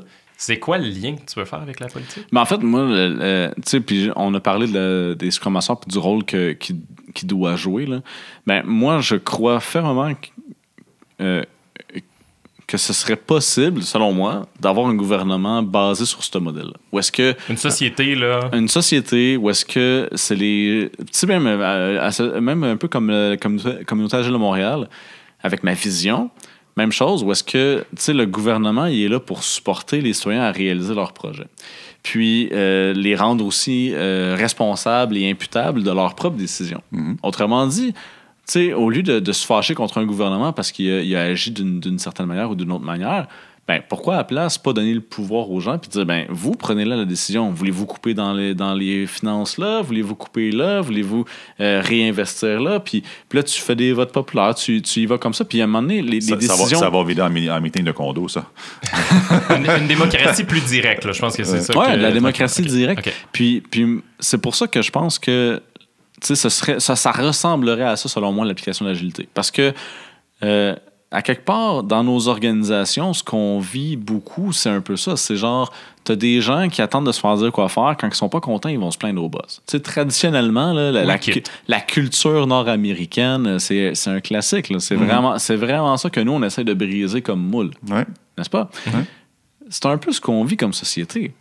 On élit un gouvernement, on dit « OK, c'est toi notre nouveau boss. » Si on va voter. Ouais. Si on va bravo voter. Vanessa, encore une fois, d'être allé voter. Ben oui. Fait qu'on élit un gouvernement, puis après ça, on se plaint.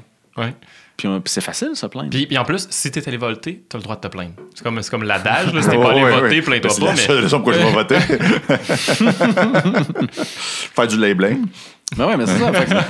On tombe tout le temps à Avery. Fait qu'il y a une partie de notre manière de fonctionner qui est un peu de la sous-traitance. Donc, je me déresponsabilise en mettant quelqu'un au pouvoir que je me dis, ben, je m'associe à certaines de ce qu'il dit ou à certaines choses de ce qu'il dit ou je crois en certaines choses qu'il croit. Donc, mais on a des valeurs similaires. Puis le reste, tu sais, fais ce que tu penses qui est correct. En gros, c'est un peu ça. T'es bon pour perdre 4 ans bodé, lâche pas. Ouais, c'est ça. Bon, t'as l'air correct, fait que vas-y, tu sais, je te délègue. Je te délègue. Ouais. Puis après ça, si je suis pas content, je vais te le dire. Ouais. Sans solution, par contre. Mais la solution, je vais voter pour l'autre parti.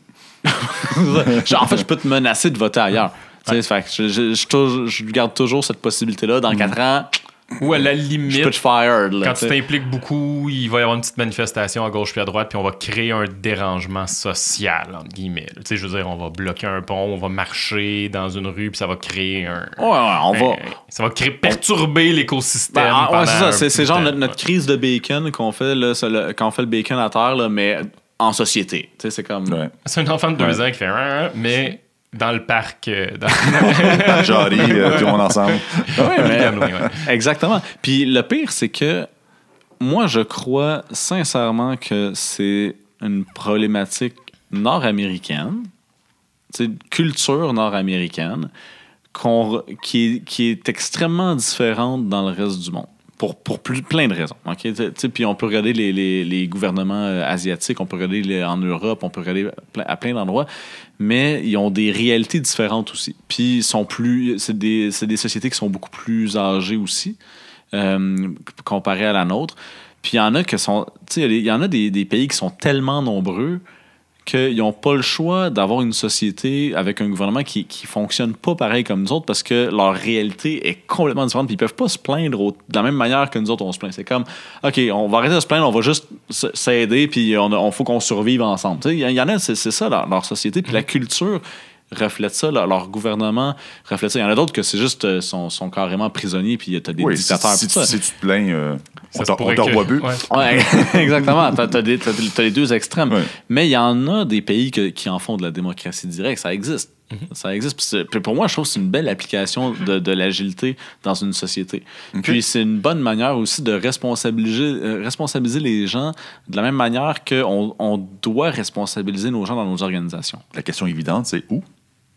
Qu'est-ce que tu veux dire? La démocratie directe? Dans quel pays? Oui. Je pense en Suisse. En Suisse? Ouais. Ça se manifeste comment? J'en ai aucune idée. Okay. Je pense qu'il y a beaucoup de référendums. Oui, tu penses? Ouais. De mémoire. Je ne sais pas à quel point c'est en fait, je sais que... Trois agilistes qui parlent de politique. C'est risqué. Moi, on m'a beaucoup parlé de tu sais, mon frère était impliqué, là, fait qu'il m'avait beaucoup parlé de démocratie directe, la manière que ça fonctionne. Puis oui, c'est un peu comme Mathieu dit, c'est beaucoup de votes.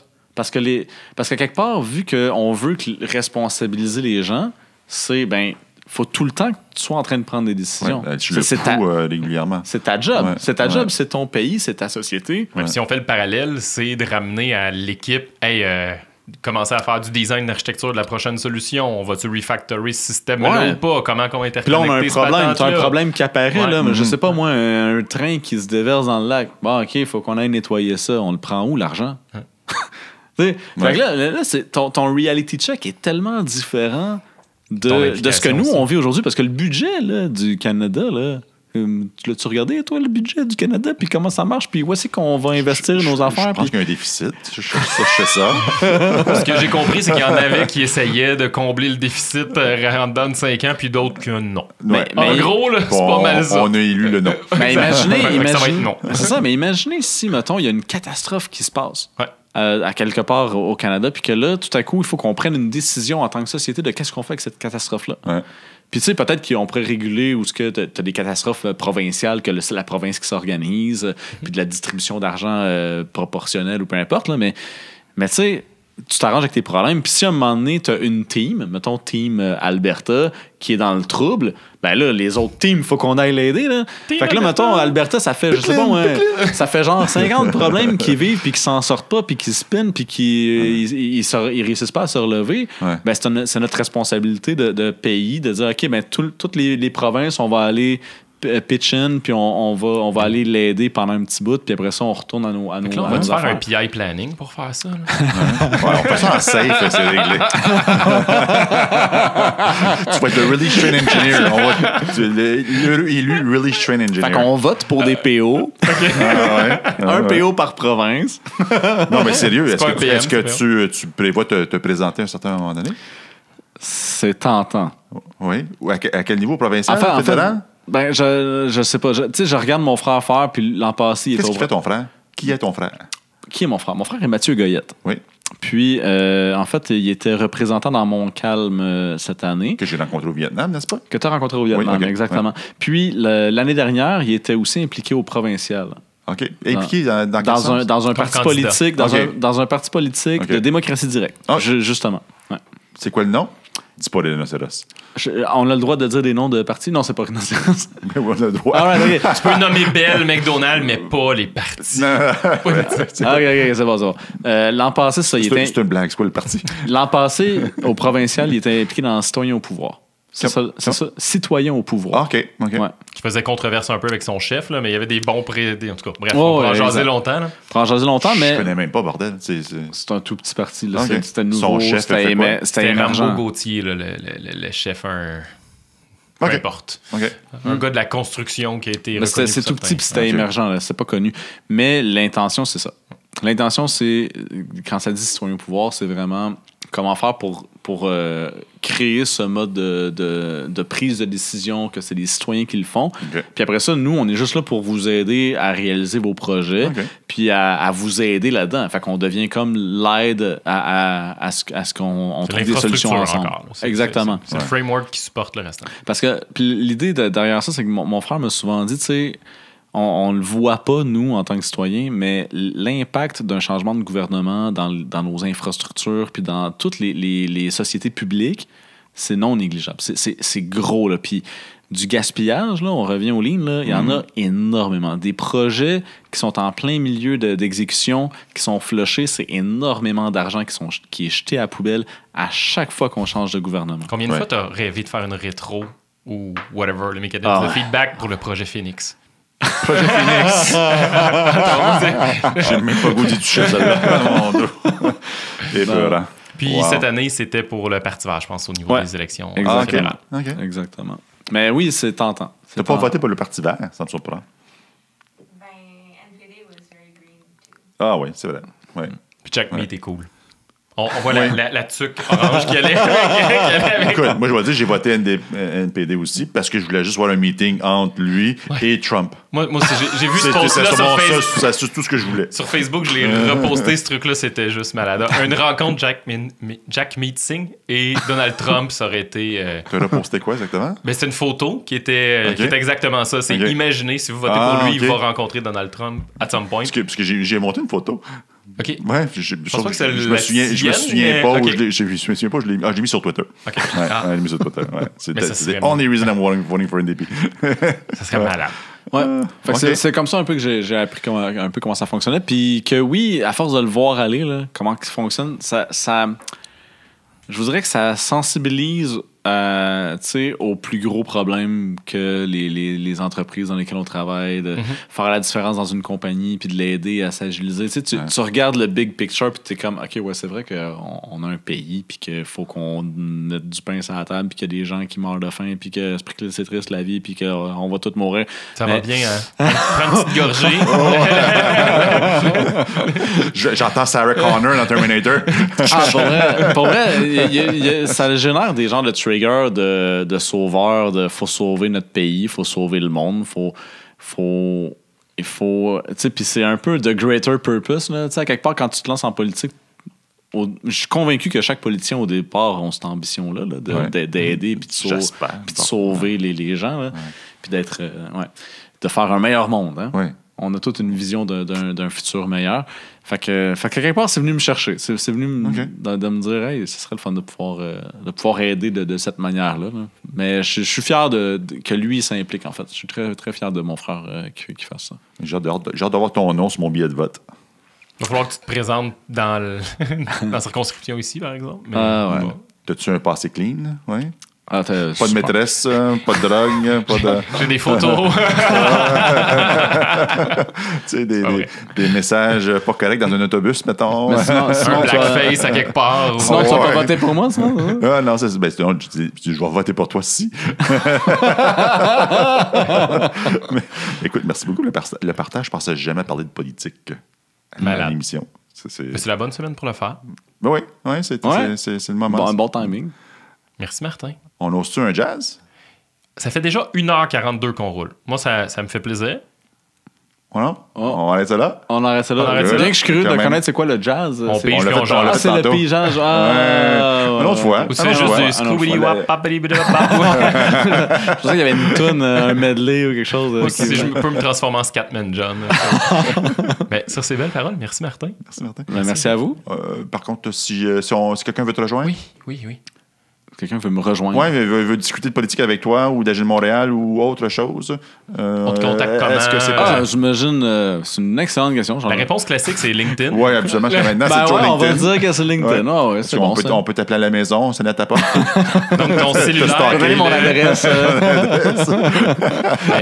Mais bref, quelqu'un qui voudrait avoir des discussions avec toi, soit à propos de. Il veut s'impliquer dans Agile Montréal ou des trucs comme ça. La porte d'entrée pour Agile Montréal, c'est info@agilemontréal.ca, évidemment. Ouais. C'est n'importe quelle question, n'importe quel projet. Pour l'instant, c'est vraiment par là que ça passe. Mais pour me parler, moi, personnellement, oui, c'est mieux. Il veut jaser de la fin des Scrum Masters. Ouais. S'en va sur LinkedIn, dit là. Des messages, des menaces de mort. Je vais aller prendre un café avec toi, en jaser. Il va par LinkedIn. Ouais, Ouais, prendre absolument. un café. Là, on peut dire merci. Merci, Martin. Merci, Martin. Merci à vous. Bonne soirée. Bye. Salut.